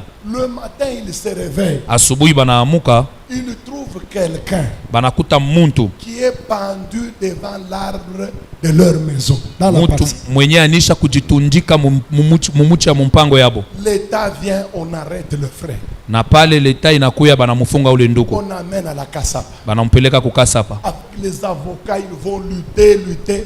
Le frère sort. Pamoja na watetaji balifanya yote nduku anatoka. Ils étaient découragés. Balipungukiwa moyo. Comme ils étaient des diacres et diaconesses dans une église de Vile la balikuwa wasemashi mkanisa mwa fulani. le pasteur les a beaucoup exhortés. Na mchungaji aliwasubutisha kabisa. Une année après, Mwaka moja kisha un enfant qui jouait mtoto mmoja alikuwa kucheza sera électrocuté par la cuisinière. na pale banamukokota ku cuisinière, Il meurt. anakufa. Le couple s'est dit, Na ile Josi kajiambia, qu'est-ce que nous avons fait à Dieu? tulimfanya Mungu nini? Quand nous étions païens, Wakati tulikuwa bapagano, nos affaires prospéraient. mambo yetu ilikuwa naendeka mbele. Nous devenons chrétiens. Tunakuwa bakristu, Des problèmes sur problèmes. mambo juu ya mambo ingine. La femme avait décidé même de se retirer de l'église. Na ule mama aliwa mpango ya kuachana tena na kanisa. Mais elle a été exhortée, Bakamusubutisha édifiée, elle a repris. na pale akarudia tena. Mes amis, quelques temps après, Banduku yangu, wakati mwa fulani tena. alors qu'eux sont au magasin, Na japo wao walikuwa kuduka, le mari et la femme, mke na bwana balikuwa kuduka. l'aîné est en train de jouer avec un tout petit dans la maison. Na mzaliwa wa kwanza iko nacheza na mtoto kiloko munyumba. Ils étaient en train de jouer au cache-cache. Balianza kucheza mumambo ya kufuchama. Ah, celui-ci va se cacher en dessous du lit. Huyu mwingine anaenda kafuchama chini ya kitanda. Et quand il entre en dessous du lit, il trouve un fusil. Wakati anajikuta chini ya kitanda anakutana mo na bunduki. Le frère avait acheté le fusil pour se protéger. Na ule nduku aliuza ile bunduki njoo ya kujilinda. Compte tenu du fait qu'il était à tout moment cambriolé. Njoo vile balianza kumwingililia kila mara Alors il a acheté ça. na alikauza ile Les bunduki. enfants n'étaient pas au courant que dans la maison, dans la chambre des parents, il y avait un fusil. Na batoto bako najua sema munyumba ya batoto ya bazazi mlikuwa qu'ils bunduki. sont allés découvrir ça. Mumkucheza tu ndio balienda kuvumbula ile bunduki. Alors le cadet dit à l'aîné, Na ule wa mwisho anamwambia mzaliwa wa il dit, kwanza, non, ça doit être un jouet. hii inaweza kuwa ni jouet tu. Non, l'aîné qui dit non, ni à query. L'aîné qui lui dit c'est un vrai. Alors il essaie de charger. Banapima kuicharger. Il sent ce claquement là. Il Banashikela fa dit, crack. hein, mais il veut montrer maintenant au cadet Anapenda kumwambia ule mtoto que kidogo c'est un vrai. ya kama ni ya kweli. Oubliant que son père la nuit Anasabu ase baba yake bushiku avait logé une balle dans la chambre. aliweka bali mshambre mule. Puisqu'il avait senti des mouvements dehors. Anjua alishikia mouvement mo nje. Alors il a chargé, il a mis la balle, est entrée dans la chambre. Na pale alisharge aliweka bali mshambre. Alors l'aîné ne sachant pas, Ule wa kwanza mwenye kushukujue il angaria, il déclenche. pale anapanya anaachiria. Écoutez, Mshikie. la balle touche l'enfant ici. Na ile bali na bamba mtoto hapa. La tête saute. Kichwa kinaluka Comme la fenêtre des parents vile dirisha ya bazazi était ouverte, ilikuwa wazi la tête va tomber dans la parcelle voisine na kichwa kinaenda kuanguka mu où les parcelle gens ingine étaient en train de boire. kwenye batu balianza kunwa. Ils ont vu seulement une tête ensanglantée Banaona paka kichwa na damu tombé. Kinaanguka. Tout le monde a fui. Bantu bote banakimbia. Et quand la police viendra, Na wakati pulushi itakuya, elle trouvera que c'est l'aîné. banakuta sema ni mzaliwa wa kwanza. Sachant pas que c'était une vraie arme. Ashukujue kama ilikuwa ni silaha ya kweli, Il a lâché. na anaacha. Alors la maman me dit, Na mama ananiambia, Pasteur Ezras, mchungaji Ezras, pendant que tu as enseigné, wakati ulikuwa unafundisha, tu as dit que ton Dieu peut donner solution à tous les problèmes. sasa Mungu wako anaweza kuleta jibu kwa mambo yote. Moi, je suis décidé. Mimi nabeba mpango. Si Dieu ne me répond pas, Kama Mungu ashinijibie, je vais me tuer. mitajuua. Frère, mettez-vous à ma place. Banduku mujeke kwa pafashi yangu. On vous confie une telle tâche Banakupatia kazi kama ile, pour prouver que njoo ya kuonesha kama il y a un Dieu de la Bible. kuko Mungu moyo wa mubibilia. J'étais dans mon bureau, Nilikuwa mu ofisi yangu, j'ai transpiré, nikatoka jaso, j'ai prié, miliomba, rien. hakuna hata kitu. J'ai dit à la sœur ceci, Nikamwambia ule mama hivi, ma sœur, mama, moi je ne suis pas prophète, mie siko nabii, mais je sais que mimi najua ya kusema, j'ai l'habitude dans mon cœur mimi najua na zowezo mu moyo wangu de causer avec Dieu. ya kusumburia kwa na Mungu. Aie pitié de moi. Unishikirie kwa buluma, Donne-moi même 4 jours. unipatie kwa masiku hata 4, Laisse-moi prier. unyache ko niombe. Peut-être hein, Saa zingine il peut me parler. anaweza kunisemezea. Mais j'aurai le courage, s'il ne me dit rien, Kama shiniambie kintu, j'aurai le courage de te dire qu'il ne m'a rien dit. takwambia, atakuwa na hodari ya kukwambia sema sikunyambie kitu. Elle est partie de Kipushi découragée. Anatoka mukipushu mule mwenye kupungukiwa kabisa. Elle dit même mon frère, Anamwambia na ule nduku, Dieu pasteur Ezra Sourias Kunyambi. c'est le pasteur Ezras que tu me parlais. Mishina Yesu, nair kwa mbesi ni uye. Ah, Niku muntu. je suis un humain. Et puis, pasteur kanyane shaka mambo yo danako. Il n'y a pas un pasteur qui peut terminer tout le problème. Oula Il ne n'y a shaka pas. mambo ni Yesu. Celui qui finit tout, c'est Jésus. Je suis resté, j'ai commencé à prier. Mimi nabakia nikaanza kuomba. J'ai prié comme je n'ai jamais prié. Niliombaka kama vile siyaombaka. Écoutez la chose qui m'a sauvé. Mshike kitu ambao kilinyokoa. J'ai vu en vision, j'avais les yeux fermés. Niliona muonyo, nilikuwa na macho yenye kufunga. Je vois en vision Mimi naona muonyo, des vieilles personnes, 2 vieilles personnes, bantu bamwa bazee bawiri en train de faire boire beko na nyishana à la femme kwa ule mama et à l'homme na ule baba des choses dans un verre. bintu mukikombe mwa fulani. Mais ça ne s'est pas accompagné avec une interprétation. Haikusindikizwa na matafsiri mwa fulani. Je n'ai pas eu d'interprétation. Sikupate matafsiri. Mais je l'ai appelé. Nikamuita, Je dis reviens. serudia, Je dis ma soeur, sema dada, quand j'ai prié pour toi, wakati nilikuwa naomba juu moi, yako, je t'ai vu toi mimi nilikuona weye et ton mari. na bwana yako. J'ai vu 2 vieilles personnes banaume. Mimi naona bantu bawiri banaume Beko ne minuit chabi. en train de vous faire boire des choses. Écoutez ce que cette femme m'a dit. Mshike ule mama anasema, Elle me dit c'est ndio. nini. C'est quoi? Elle me dit ça. Ananiambia hivi, Elle me dit pasteur, c'est mchungaji. mon père est un grand chef Baba yangu mie alikuwa chef au kubwa Kassai. kule kukasai, Un très grand chef. alikuwa chef kubwa, Mon mari, na bwana yangu son père aussi, c'est un grand chef d'une autre tribu. alikuwa na yeye, baba yake alikuwa chef kubwa wa kitu mingine, Ils étaient en inimitié.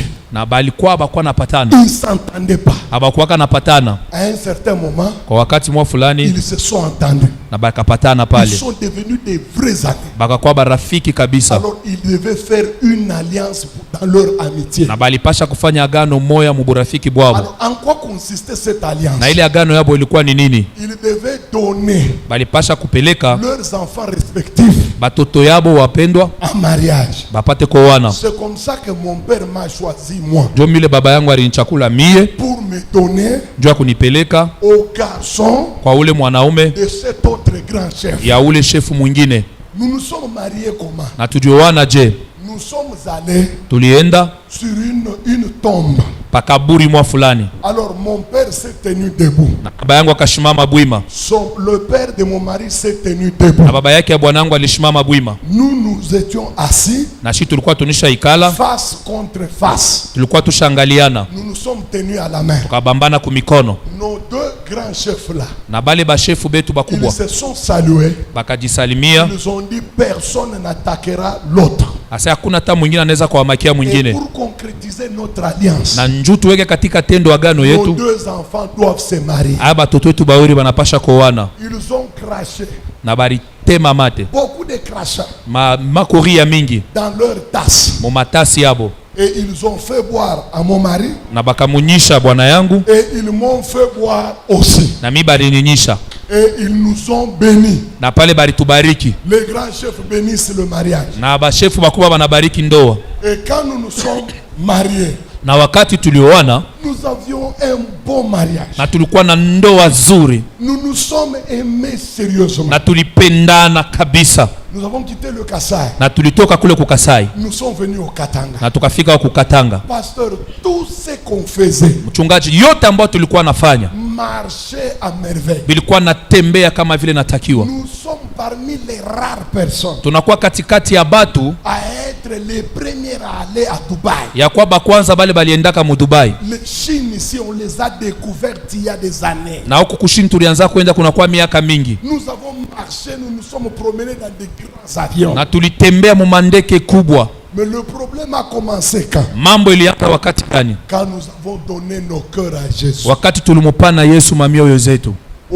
De prime abord, Kuanzia mwanzo ça marchait. biliandeka mbele, C'était la joie. ilikuwa ni furaha, C'était la liesse. ilikuwa ni furaha On kabisa. venait de découvrir le Seigneur. Tulikutana na Bwana On Yesu, l'aimait. tulimupenda, Mais ça n'a pas fait longtemps passer. lakini haibikukawie kamwe mchungaji, Nous avons senti que maintenant, na tulisikia kama hapa sasa tout luttait contre nous. yote ilianza kupingana na shie. Même les choses qu'on faisait facilement, Hata vitu vile tulianza kufanya na wepesi yote ça nous résistait sérieusement. vilikuwa natupinga kabisa, Et les événements ont commencé. na pale mamambo inaanzishwa. Nous avons perdu 2 enfants. Tukapotesha batoto bawili, L'un électrocuté, moya balimkokota kukuran l'autre fusillé. na mwingine balimupika masashi kwa ndugu yake. Moi-même ici étant chrétienne, Mie huyu kama Mkristu on m'a violé par des bandits.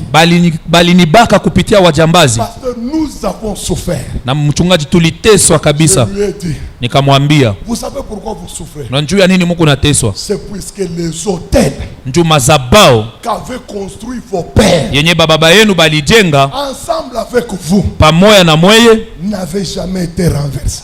haikubomolewake kamwe. Comme vous venez de découvrir, Vile unafika à mkuivumbula cause kwa ajili de ces mauvais événements qui vous ya arrivent mamambo mibaya ile limifikia aujourd'hui, leo, ça va s'arrêter. bitashimama pale. J'ai appelé son mari. Nikaita bwana yake, Nous avons commencé la délivrance. tunaanza ufungulivu pale. Mes amis, Banduku yangu, je chasse les démons dans ma vie. mimi nafukusha kama mpepo mu maisha yangu, Je n'avais jamais vu des démons que j'ai vus dans les deux là. na shukunishaona kama mpepo ambao niliona mubale bawili. J'ai vu des manifestations de tout genre. Miliona bionesho bya hali yote. Avez-vous déjà vu une jolie femme, Unaona bibi mwa murembo mais qui vous parle avec une voix d'un homme? eko na misemeza na sauti ya mwanaume, Alors un homme à la voix grave na ule mtu eko na sauti kubwa et qui parle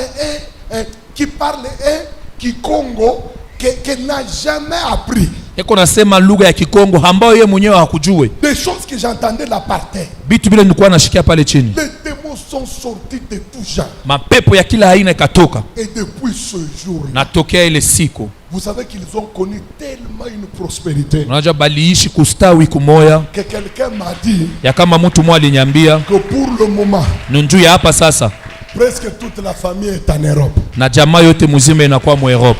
Qu'est-ce qui s'est passé? Ni nini ilipitika? Quand ils sont allés à Jésus, Wakati balienda kwa Yesu, l'hôtel connaissait mazabau ilijua que c'est moi qui vous ai marié. ni mie njo nilimiowesha, C'est moi qui ai fait de vous ce que vous êtes. na mimi njo nilifanya kile mwiko. Comme vous avez opté pour le Seigneur là, Njoo mwe munaichikia ule Mungu ule, alors je crierai contre vous. na mimi talalamika juu yenu. Vous allez dans le commerce, Munenda biashara, je vais crier contre le commerce. mitalalamika juu ya biashara. Vous allez à Dubaï, Munenda ku je Dubai, vais crier contre le Dubaï. mitalalamika juu ya Dubai. Vous allez voir de toutes les couleurs. Mutaona bya rangi yote. Beaucoup de gens ici souffrent Batu mingi hapa beko nateseka à cause des hôtels qui sont encore debout. njuu ya mazabao ambayo inakuwa tena bwima. Vous croyez que Munaaminia ya kwama tous les hommes de Dieu ici aba batumishi ba Mungu bote qui couchent avec en désordre. Beko na sharatika na banamuke ovyo. Vous pensez que c'est leur décision? Munazania kama ni mipango yabo? Moi je ne connais pas un homme Mishiwazie mwanaume moya qui vient dans l'église mwenye anaweza kuwa mkanisa avec la décision, il dit Seigneur, je viens dans ton église pour coucher avec toutes les femmes. Bwana, mimi nakuwa mkanisa yako njoo sharatika na banamuke bote. Nous venons avec de bonnes intentions. Si tunakuyaka na mania mazuri. Tous nous venons d'abord pour servir. Si tunakuwa njoo kumtumikia. Mais d'où vient la déviation? Na kuenda pembeni kunatokea wapi? Les hôtels. Mazabao. Je vous dis, tout pasteur Namiambia mchungaji ote qui a des problèmes d'hôtel dans sa vie, mwenye anakuwa na mambo ya mazabao mu maisha yake, il peut bien marcher avec Dieu anaweza mzuri kutembea na Mungu jusqu'à un certain moment. mpaka watu wa mwa fulani. Mais l'hôtel, quand il va commencer à crier, Mazabao wakati itaanza kulalamika, je vous dis, na yambia ce pasteur-là va faire des choses ule mchungaji atafanya mambo parfois qui vont vous étonner. zingine takushangaisha na wewe mwenyewe. Moi, j'ai vu un pasteur qui me dit, Niliona mchungaji mwana ananiambia, pasteur, est-ce qu'on a wazia c'est mtu sani? pasteur, est-ce que vous vous imaginez un homme comme moi? Minezi kufurahia ibini unafanya. Je peux me réjouir de ce que j'ai fait aujourd'hui. Je lui dis non, vile mili kuyuwaka kukami, Tel que je t'ai connu à Kamina, hawezi kubifurahia. tu ne peux jamais t'en réjouir. Asi papa, C'est mchungaji.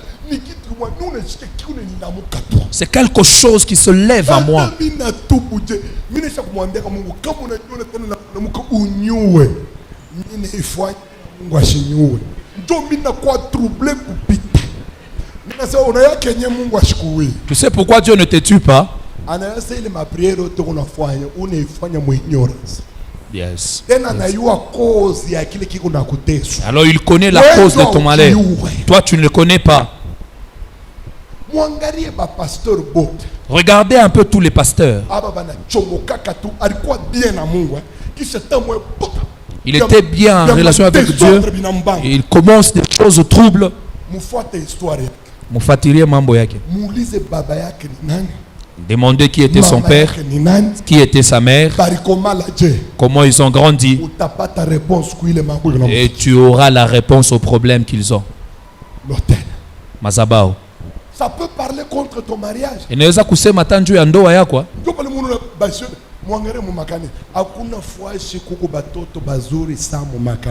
Il n'y a pas un endroit où il y a des belles filles, de beaux enfants si ce n'est qu'à l'église.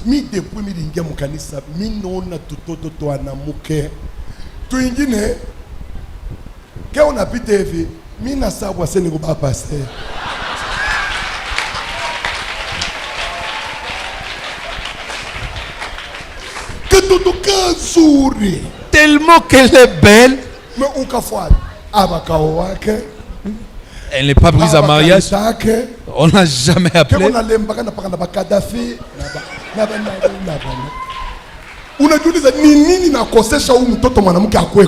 Qu'est-ce qui manque à cette fille pour qu'elle soit chez soi? L'hôtel. Mazabao. Le mariage, je veux une solution, on n'apprend jamais un mariage. Vas-y, vas-y, vas-y. Toutes les fiançailles que tu fais, tu refais, tu fais, tu refais. Pour que moi, parce que moi j'ai souffert. En tant que pasteur, il n'y a pas personne qui est dormi affamé comme moi.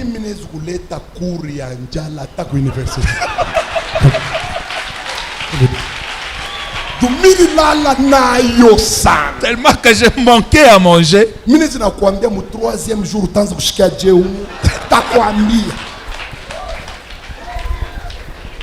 Mais à ce moment-là, j'ai craignais Dieu. Moi, je n'ai jamais joué avec Jésus. Depuis que je suis en Jésus, je m'efforce d'être un homme de Dieu correct. Mais ça n'a pas empêché à l'hôtel de crier contre moi. Je dormais par terre. Je m'habillais mal. Je mangeais mal. J'étais un pasteur qui n'était bon que dans la sanctification. Dans les autres domaines, c'était de la bouillabaisse. Et pourtant, je voulais aussi avancer. Je voulais que mes enfants étudient dans les bonnes écoles. Je voulais aussi que ma femme s'habille bien. L'hôtel Criez contre moi. ilikuwa nalalamika juu yangu, Criez contre ma prospérité. ilikuwa nalalamika juu ya uzao wangu, Jusqu'à ce que j'ai découvert. mpaka siku ambayo niliyavumbula, J'ai renversé. nilibomola. Je ne vous dirai jamais. Hein? Sitasabwaka kamwe. Ce n'est pas moi qui vous dira que je suis millionnaire. Haina mimi nitamiambia sasa niko millionnaire, C'est faux. ni bia bongo. Ce n'est pas moi qui vous dira que je suis multiriche. Nitamiambia sasa niko mtajiri zaidi, Faux. ni bia bongo. Mais demandez à Satan. Lakini mumuulize shetani, Demandez à Dieu. mumuulize na Mungu. Tous les deux vous diront que ce garçon n'est pas un pauvre. Bote bawili batamiambia sasa wiki yana ana maskini. Je vous dis. Je ne vous demande pas de demander aux hommes. Mishi miambie muulize batu, hapana. Moi je prends deux témoins. Mimi nabia bashuhuda bawili, Dieu Mungu et Satan. na shetani. Demandez-leur. Waulize bo bade. Même Satan vous dira. Hata shetani atakwambia Il n'est pas pauvre. ana maskini, Il le reconnaît. analiwa. Si tu vas du côté de Dieu, Kama shuvote kwa Mungu, il te dira la même chose. Mungu atakwambia vile vile. Et si tu me demandes moi-même, Kama unaniuliza mimi la mwenyewe, même chose. ni vile vile tu, Je ne suis pas pauvre. si maskini. Amen. Amen. Ah oui. C'est pas discuter Haina mambo ya kubishana, comme ça. Mais je ne prêcherai jamais ça. na mimi sitahubiriaka kamwe Mais ile. je vous dis que le diable ne peut pas me trouver dans ce côté-là. Il ne peut pas. Na shetani asiwezi kunipata kuile mangambo, Mais asiwezi il y a des kunipata. années, il m'a fait souffrir comme vous n'avez pas idée. Alinitesesha sana. Mimi nashukuka mimi mtu wa Mungu, mimi naanza kuomba sema shetani wetu shuniache kumwita shetani wetu shuniache koshikia ta munivo ya kuangaika. Amen. Amen. S'il vous plaît, je vais donner une troisième raison et nous allons prier, nous allons. Nataleta sababu ya tatu, tutaomba na tutaenda. Quelle est la troisième raison Ni sababu kani ya tatu pour laquelle ile ambayo nous devons renverser l'autel? tunapasha kuangusha mazabao. Écoutez, Shikia, nous devons renverser l'autel tunapasha kuangusha mazabao, car l'autel kwani mazabao a le pouvoir de réclamation. inakuwa na mamlaka ya kuomba. Pour vous qui écrivez, je vais répéter. Ndio ya moyo munanjika, mitarudiriria. Première raison, Sababu ya kwanza, ériger un autel, kujenga mazabao c'est inviter les dieux. divinité, ni kuita mamiungu. Deuxième raison, Sababu ya pili, nous devons renverser l'autel, tunapasha kuangusha mazabao car les autels parlent et crient. kwani mazabao inasemaka na iko nalalamika. Troisième raison, Na sababu ya tatu, nous devons renverser les autels, tunapasha kuangusha mazabao car les autels ont un pouvoir maléfique de réclamation. juu mazabao iko na uwezaji kamilifu ya kuweza kukureklame. Pour vous prouver que ce que je dis est biblique, je ne crée rien. Juu ya kukuonyesha sema iko ya kibibilia na shiumbe kitu. Twende mu Bible. Turudieni mu kitabu kia Mungu.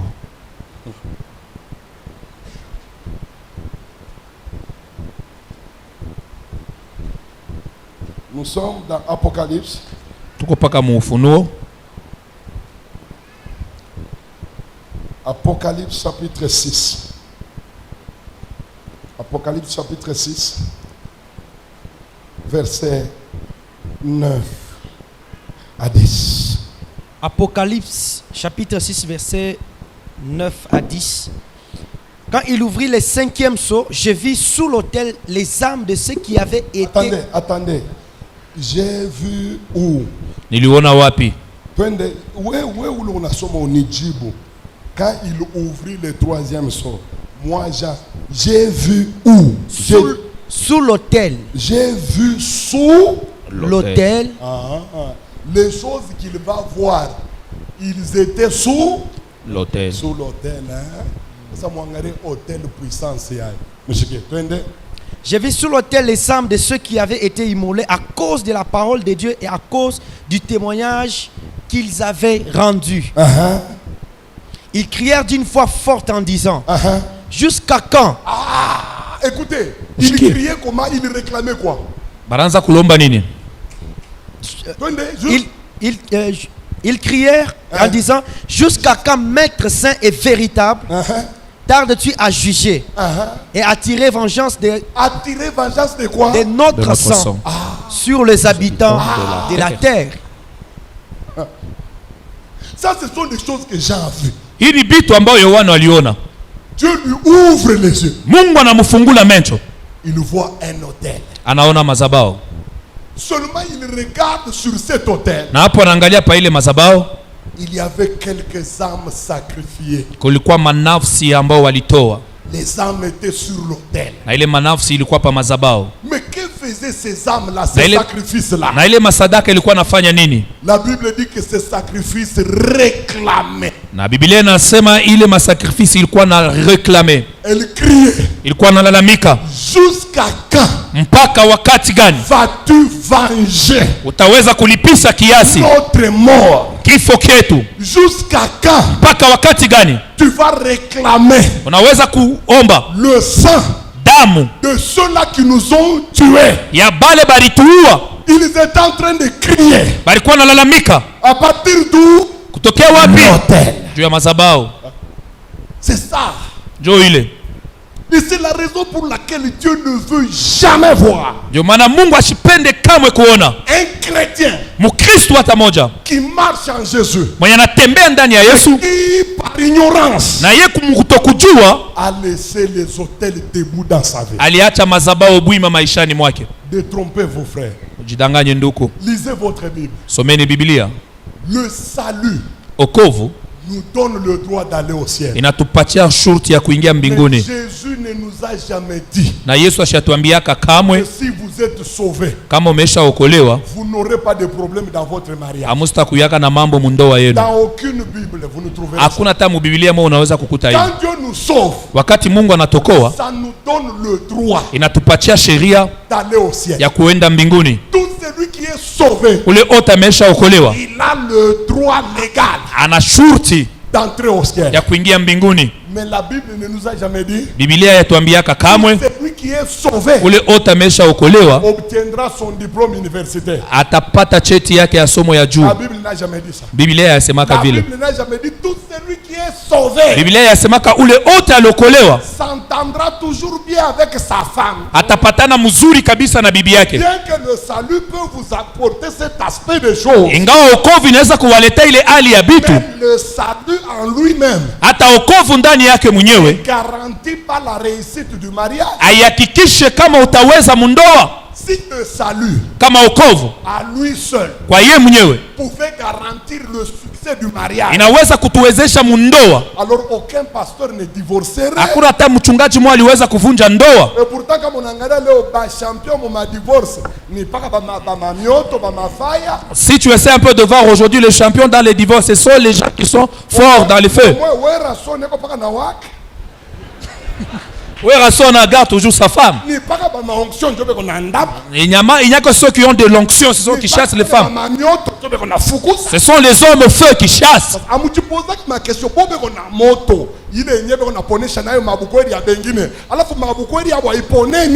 Vous ne vous posez pas la question, eux qui ont le feu, qui soignent le mariage d'autrui, mais pour eux, pourquoi ça ne soigne pas? Salut à lui seul ne garantit pas le succès du mariage. Tu peux être sauvé, mais si tu n'es pas ouvert spirituellement,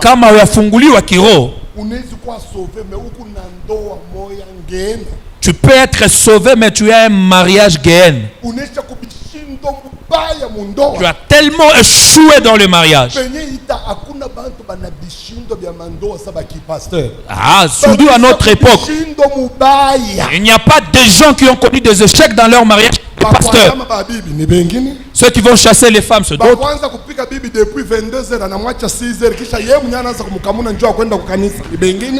Celui qui tabasse la femme depuis 22h jusqu'à 6h, sont d'autres. Vous vous posez quand même la question. Vous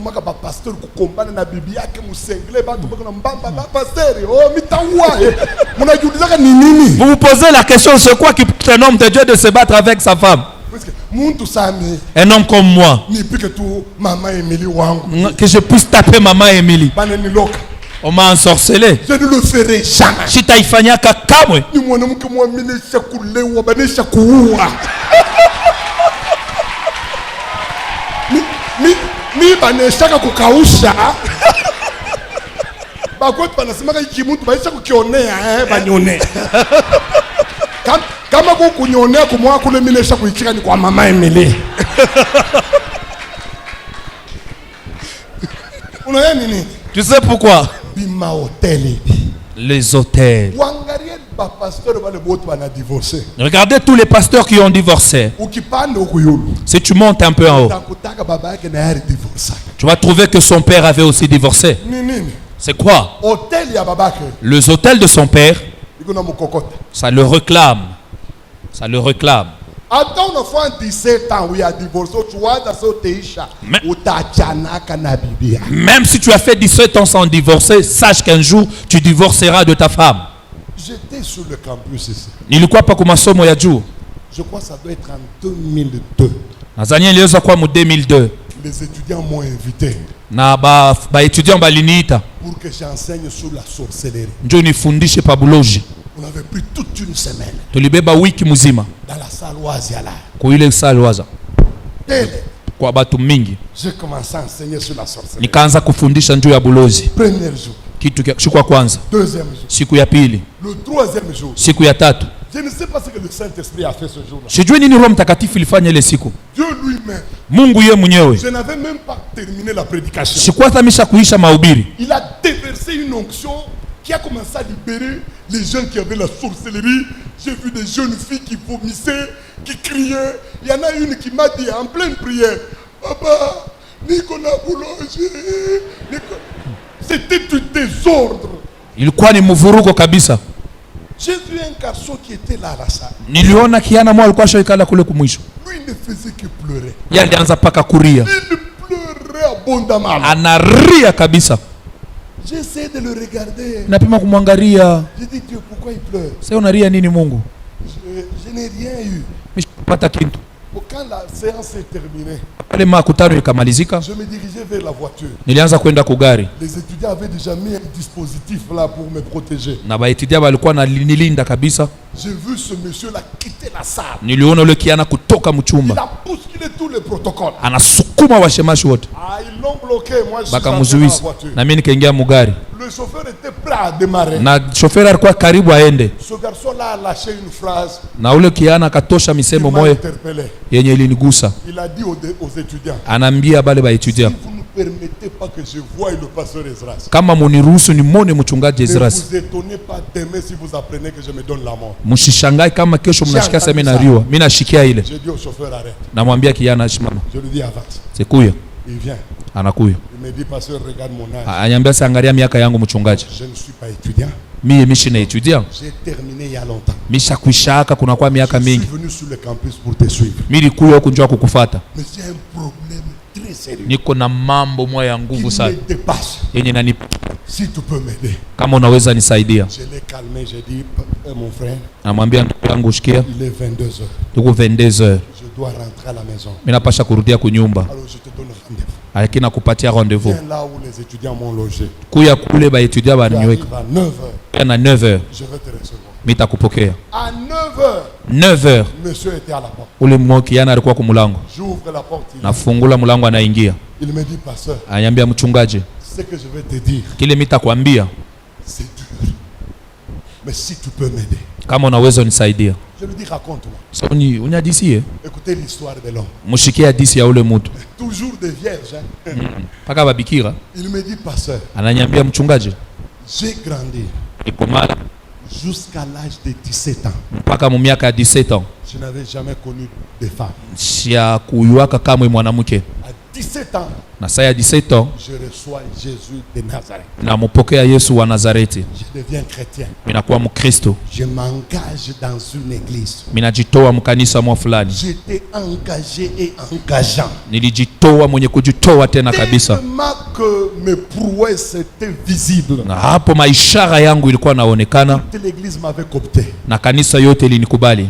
J'ai marché de 17 ans Nilitembea kuanzia miaka ya 17 jusqu'à 27 ans mpaka mu 27 ans dans Dans le Seigneur Jésus. ndani ya Yesu Kristo. Jamais je n'ai joué avec une femme. Kamwe mie siyabambaka mwanamke. Les responsables de l'église Na mwenye madaraka wa kanisa ont compris que balielewa ya kama je pouvais jouer le rôle aussi d'un responsable. na mimi niliweza kuwa kama mwenye madaraka. Ils m'ont confié une paroisse. Na balinipatia paroisse mwa fulani. Je suis devenu pasteur à l'âge de 27 ans. Nilikuwa mchungaji na miaka ya 27 ans. J'étais tout feu, tout flamme. Nilikuwa na moto kabisa. Des prophéties n'en parlons même pas. Matabiri yekwe ya kutafuta. Je pouvais commencer à prier. Niliweza kuanza kuomba. Je mettais 5 heures de prière à chaque Niliweza fuata masaa 5 ya maombi. jusqu'à ce que j'ai formé un groupe de prière qu'on appelait chaudière dans mon église. Ndio pale tulifanya kikosi moja maombi alikuwa anaita chaudière mkanisa yetu. Et quand on m'a consacré pasteur, Na wakati balinipakala mafuta ya buchungaji, j'ai marché encore avec Dieu pendant 5 ans de pastorat. nilikuwa natembea pamoja na Mungu kadiri ya miaka 5. Jamais je n'ai fait un scandale. Kamwe sikufanyake mambo ya haya.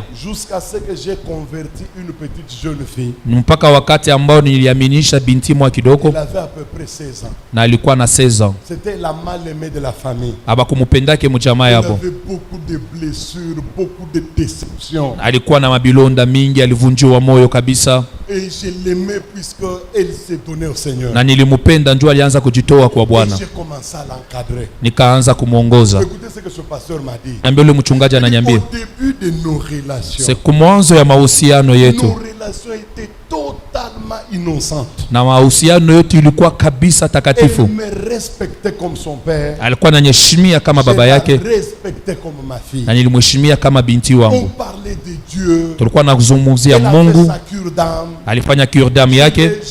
Je l'ai délivrée. Elle a pris plaisir. Elle venait à la maison, on partageait la parole. Alibeba furaha kwa kunyumba, tunagawanya neno. Tout de suite, nos relations ont commencé à changer. Na pale mahusiano yetu ikaanza Ce kubadilika. n'était plus innocent. Haikukuye takatifu. Quand elle venait, Wakati alianza kuya, je commençais à l'envier. mimi naanza kumtamania. Je voyais comment elle me répondait positivement Na nilikuwa naona gisi gani alianza kusema niko tayari à travers les regards, kupitia mencho yake, à travers ses paroles. kupitia misemo yake. Au tout début, on parlait de Dieu. Na kumwanza kule tulikuwa nasemezea Mungu, Maintenant, ce n'était plus au Dieu. na pale pakukuwe tena Mungu. On parlait maintenant de Fayoulou et de Fachi. Tuanza semea Ça Fayulu na commence Fachi. toujours comme ça. Hein? Inaanzaka paka vile, Ça commence toujours comme ça. inaanzaka chers paka hommes de vile Dieu. vile Je vous batumishi dis, ya Mungu munishikie. faites attention, je vous dis. Kebeni yange na Je miambia. vois un homme de Dieu qui ne s'associe pas avec sa femme dans le ministère. Pour moi, il est très suspect. Kama mtumishi wa Mungu ashitumike pamoja na bibi yake, njuu yangu iko na hatari.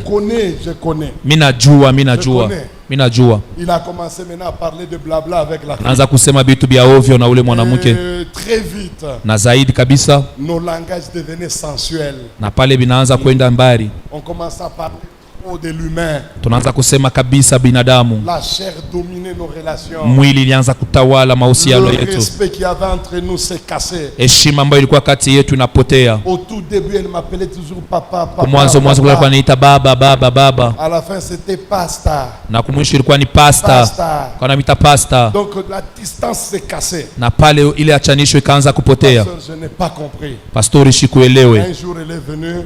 Anakuja, J'ai commencé à la toucher. nikaanza kumupapasa. Elle n'a jamais répliqué. Ashikukata lake kamwe. Elle a pris plaisir. Akafurahia na ye. Et nous avons été amenés Na pale tukaenda mbali kabisa. jusqu'à ce que l'irréparable est arrivé. Mpaka pale mambo yote tuweza kutengeneza J'ai ikafika. couché avec cette fille. Nikaanza kusharatika na ule binti, Pasteur, ce qui m'a fait mal, na bile binaniuma sana mchungaji. c'est moi qui venais de la dévierger. Ni mie tu njo potesha biubikira Et pake. puis elle a saigné abondamment au point où j'ai eu peur. Na hapo akatoka damu kabisa mukipande ya kusema nilishikwa na boka. Elle a passé nuit chez moi. Na pale alilala kwangu, Mais le lendemain, nous avons menti aux parents. na kesho tulienda kulanda bazazi. Nous leur avons menti. Tukabalanda Et nous avons été pris dans cet engrenage. na tuliendelea muile On michezo, couchait tous les jours. na kila siku tulikuwa na sharatika. Nous avons avorté. Akapata mimba tukapomona. Sœur, Mchungaji, ces choses m'ont pris, ils m'ont amené loin. na bile bitu bikanibeba na kunipeleka D'abord, mbali. c'était la sœur. Mbele ilikuwa ni ule dada, Puis une deuxième. unakuwa wa pili, Puis une troisième. unakuwa wa tatu.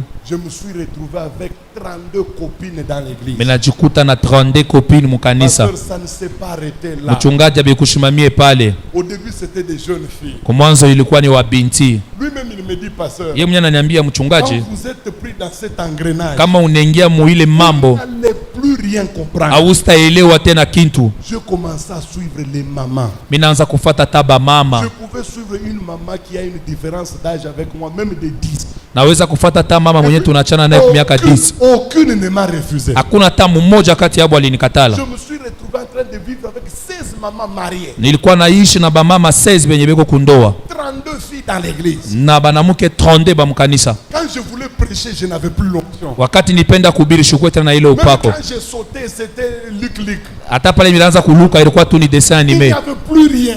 Hakukue kintu. Alors le pasteur me dit ceci. Na ule mchungaji ananiambia hivi. Pourquoi je suis venu te voir? Juu ya nini mimi nakuwa kukuona? Je sens que j'ai atteint le niveau où Dieu peut me tuer. Mimi nashikia sasa mimi nafika mkipimo kwenye Mungu anaweza kunyua. Il va te tuer comment? Atakuwa je? Il me dit, imagine-toi, nous sommes dans une veillée. Mzatazameni tuko mu makesha maombi. C'est moi qui dirige la veillée. Na mimi ndio nikunaongoza maombi. Je donne le sujet de la Mimi veillée. naleta kishina ya maombi. Pendant que les gens prient, Wakati bengine beko je naomba, prends une sœur. mimi nabeba dada moya, Nous allons au bureau. tunaenda mu ofisi, Nous pêchons. tunatenda zambi. Les gens sont en train de prier. Bantu beko naomba, Nous pêchons. tunatenda zambi. Puis je sors. Na pale mimi natoka, Je frappe les mains. mimi napika mikono. Je dis à Mouyaon. Je dis vous n'avez pas encore prié. Aujourd'hui, nous allons prier. Leo tutaomba Je leo. donne un sujet. Mimi naleta kishina kingine. Je prends une métisse. Mimi nabeba mzungu moyo. Nous allons au bureau. Tunaenda kwa ofisi. Alors, pasteur, Chungaji, quand je suis arrivé à ce niveau-là, wakati milifika mu ile kipindi, il y a un garçon qui m'a dit, kuna kijana mwana ananiambia, il y a un frère qui donne un séminaire sur le campus. kuna nduku moyo kunaleta mafundisho kule ku campus. Allons l'écouter. Twende tukamshikie. Alors, quand je suis venu, je t'ai écouté. Wakati nilikuwa mimi nakushikia, J'ai compris que tu peux m'aider. leo wasema unaweza nisaidia. Alors, pasteur, aide-moi. Mchungaji unisaidie eko. J'étais un garçon vierge, papa. Mimi nilikuwa kijana mwenye ashukujwe banaume. Je viens de te rencontrer, je les ai fait en Jésus. Bile byote mimi nakwambia mimi nilibifanya mu Yesu. Alors je lui ai dit, nous allons prier. Mimi namwambia sasa tutaomba. Mes amis, Bandugu yangu, pendant qu'on priait, wakati tulikuwa naomba, puisque moi, njumie je fais trop de visions. mimi napataka maonyo sana. En fermant les yeux comme ça, Mkufunga tu mencho hivi. pendant qu'on priait, Wakati tuko naomba, je vois des mamans. Vous voyez les mamans qui s'habillent d'une manière traditionnelle, les rafias là. munaona ba mama banavalaka mbyo kiasiri mansaka. Qui sont en train de danser Beko nacheza, autour de lui, pasteur. beko namchezea kumpembenya ule En pastori. train de lui faire une cérémonie. Na beko namufanisha mambo mwa fulani. Quand je lui ai dit ça, Wakati mimi namwambia ile, Dieu m'a dit ceci. na Mungu ananiambia, Ce garçon qui est devant toi huyu kijana yuko mbele yako, est un fruit de l'inceste. yeye anakuwa tunda ya uzinifu. Sa maman Mama yake a couché avec quelqu'un de son propre sang alisharatika na mtu moya wa damu yake, et ils l'ont mis au monde. na yeye balimuzala. Et Dieu est venu confirmer ça puisque j'avais appelé sa maman. Na Mungu alihakikisha njuni nilimuita mama yake, Sa maman nous a expliqué comment il l'a mis au na monde. mama yake alitufasilia gisi gani alimuzala. Donc le pasteur là, il est qui? Ule mchungaji yuko nani? Il est le fils d'un grand chef, un très grand chef de ce côté ici. Anakuya mtoto wa chef kutumia mwa wa nguvu sana huko. Son père avait 8 femmes Na baba yake alikuwa na babibi 8 et il avait des enfants 64. na alikuwa na batoto 64. Maintenant, lui le frère là, Na yeye ule nduku, le frère lui, ule nduku il est né comment? alizalikwa je?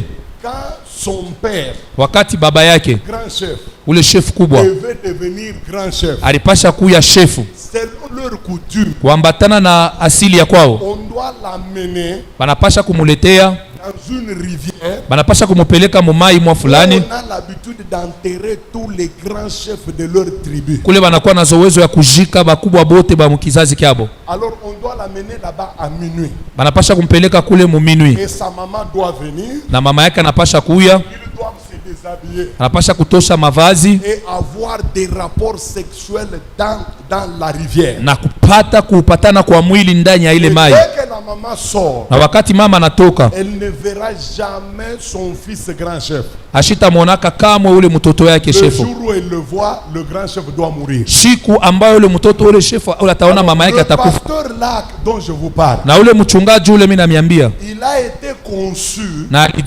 alizaliwa lors des rapports sexuels kati ya kupatana entre sa maman, kati ya mama yake, qui est en même temps sa maman Kambo, kati ya nkambo yake sa maman qui a couché avec son propre fils. mwenye alipatana na mtoto yake mwenyewe. Maintenant, dans les rapports là, C'est alors qu'on a conçu notre fameux pasteur. Donc le pasteur est entré dans le ventre.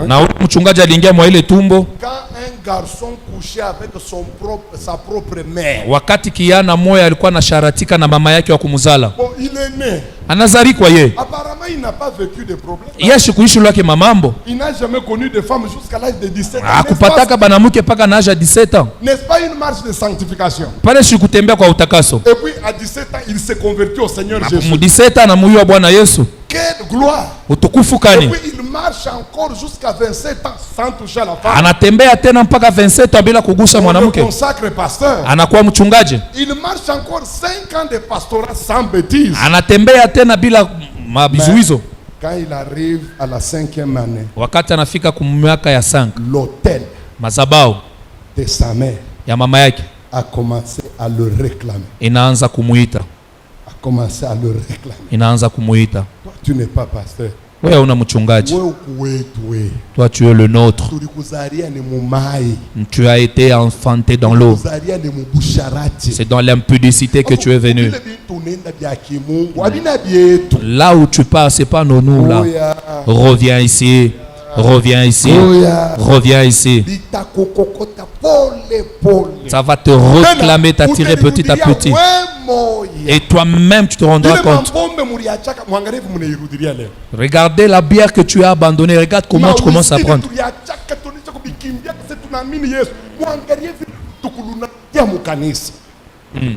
Mizabi tulikimbia na moyo ya bakatolike. Leo ndio inakuwa ya nguvu mu eglise du réveil.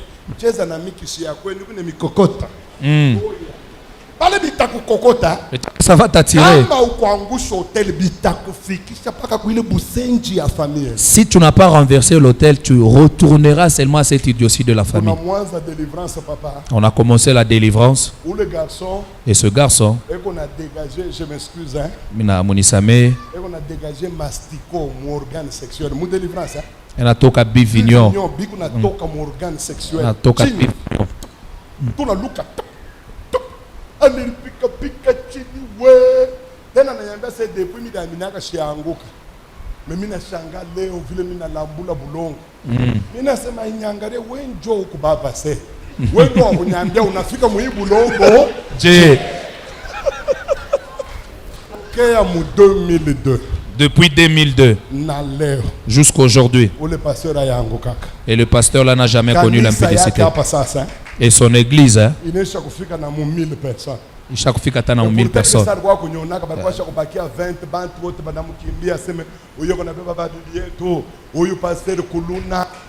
bakumupeleka kumaparke balimupeleka mimi namwambia na ule alimshitaka kama mimi nasema ndugu yangu umushikilie kwa buluma ni nzombo ya kwabo c'est ça nikishi ya kwabo ilianza kumuita babu wetu bili bintu mubi négliger mais siku bitakuridiquiliser mumukinyo utenitafuta.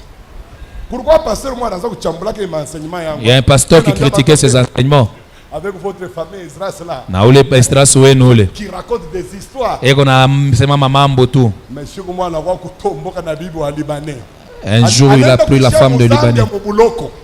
Ndio unanitia ku téléphone mu Zambia. Ase papa, est-ce que tu peux me faire la délivrance? Mina c'est kaka. Moi qui raconte des histoires. Mina semaga mambo. C'est pourquoi Léo. Ndio maana leo nous voulons renverser les hôtels. Tunapenda kuvunja madhabahu. Donnez-moi quelques minutes. Munipatie ko tu dakika kiloko. Je suis très loin. Mimi ndaka kukipushi niko mbali. J'ai quelques enfants de ma maison. Mimi nakwata na batoto yangu hapa. Il y a des raisons réelles ya kukimbia mbio puisqu'il y a de l'insécurité. Mimi ndio mimi naweza kuwa na sababu ya kwenda mbio. À quoi ça sert ni kuhubiri pa mahoteli? Pourquoi je peux te prêcher sur les hôtels? Kisha nifike kumwisho aseme hii machache nisaidie. Amen. Ça ne peut pas m'aider. Pour que les peuples puissent t'aider, il faudrait que nous puissions prier. Le temps qu'on va commencer à prier, la puissance du Saint-Esprit descendra. Ça va commencer à renverser les hôtels. Et tant à kuvunja les hôtels. Les histoires ancestrales. Ça a tellement duré. Aujourd'hui, ça va sortir. Même si tu viens d'une famille, là où il y a des réclamations, il y a l'esprit des morts. Et là vous êtes restés 2 ou 3. Vous posez la question qui va partir ce tour. Je veux vous dire, Nakwambia, vous ne mourrez pas. nous allons appeler Jésus de Nazareth. Il va renverser. Même si tu es un homme pudique hors cadre, si tu es sérieux aujourd'hui, l'impudicité va rester ici. C'est moi qui te le dis. Le fétiche de chevaux là, Jésus va entrer, il va déraciner, et là il va t'époucheter. Alléluia. Amen. Est-ce que le choriste peut venir? Écoutez, je sens que la voix commence à m'abandonner, je ne sais pas pourquoi. C'est sauti inaanza kuniacha shuyoni nini? Mais mimi napendaka sana kulitumia mamimbo yangu mimi. J'aime moi-même entonner mes chants. Même si je suis un chanteur professionnel. Ataka mimi shina chanteur. Mais j'aime kubimba surtout bietu bya kisenje. Ndio mwe mamimbo yenu ya mafrancais munatuangaisha sana. 3 quarts ya kanisa isemaka anglais. Mais mimbo iko paka tuyu bakwetu. Mutatuwa.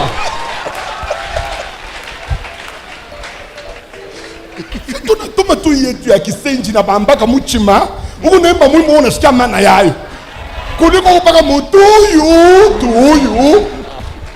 Mimi na dia mangre longo mimi abinifanyia kintu. Mimi nipaka ima kebai mwane. Juile niko mule ndani. Mimi na yake kebai mwana ni kusema nini? Sasa kama unaniingisha ma forever. Bali bego nasema forever, bego nibishikia mido wangu hapana. Alléluia. Amen. C'est pourquoi mitatuma imwimba. C'est pourquoi moi je vais entonner ces chants. Kama mimi naituma mchiluba. Si je l'entonne en Chiluba, vous pouvez répondre ça en Chiluba. Si je l'entonne en Swahili, vous pouvez répondre en Swahili. Moi j'aurais voulu unashimama. Mitapendelea mushimame bwima. Mais unaimba macho ya kufunga. Pourquoi kufunga? Tu as tes yeux fermés. Pourquoi tu as fermé? Pour que tu ne sois pas distrait. Que tu sois concentré. Et là, je ne veux même pas parler le signal pour entrer dans la prière. Tu chantes.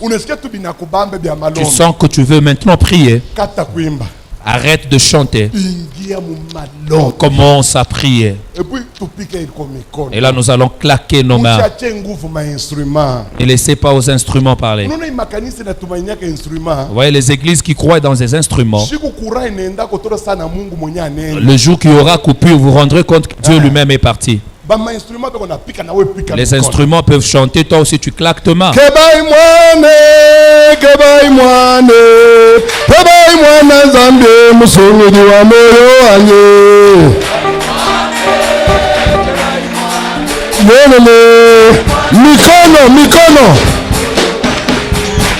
Mikono. Twende na mikono.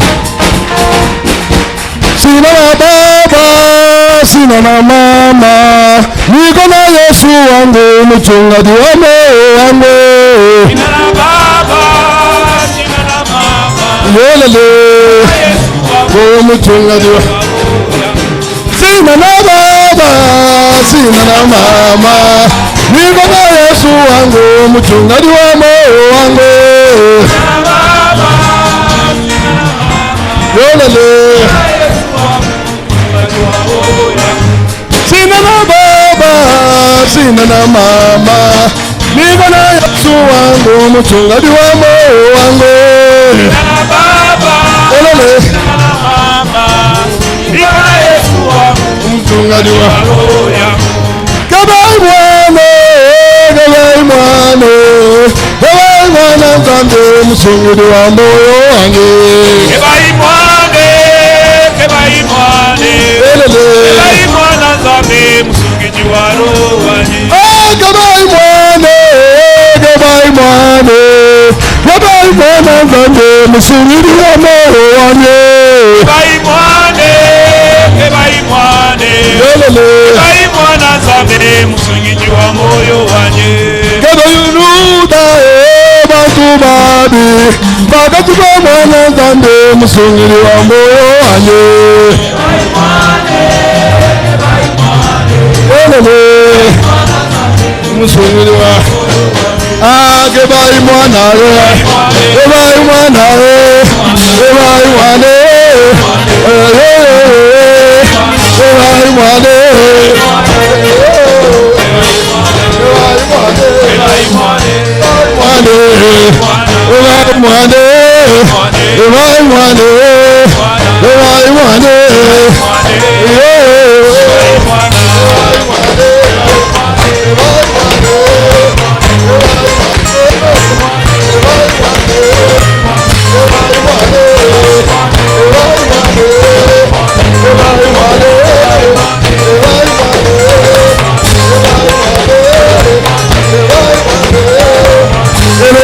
Hello.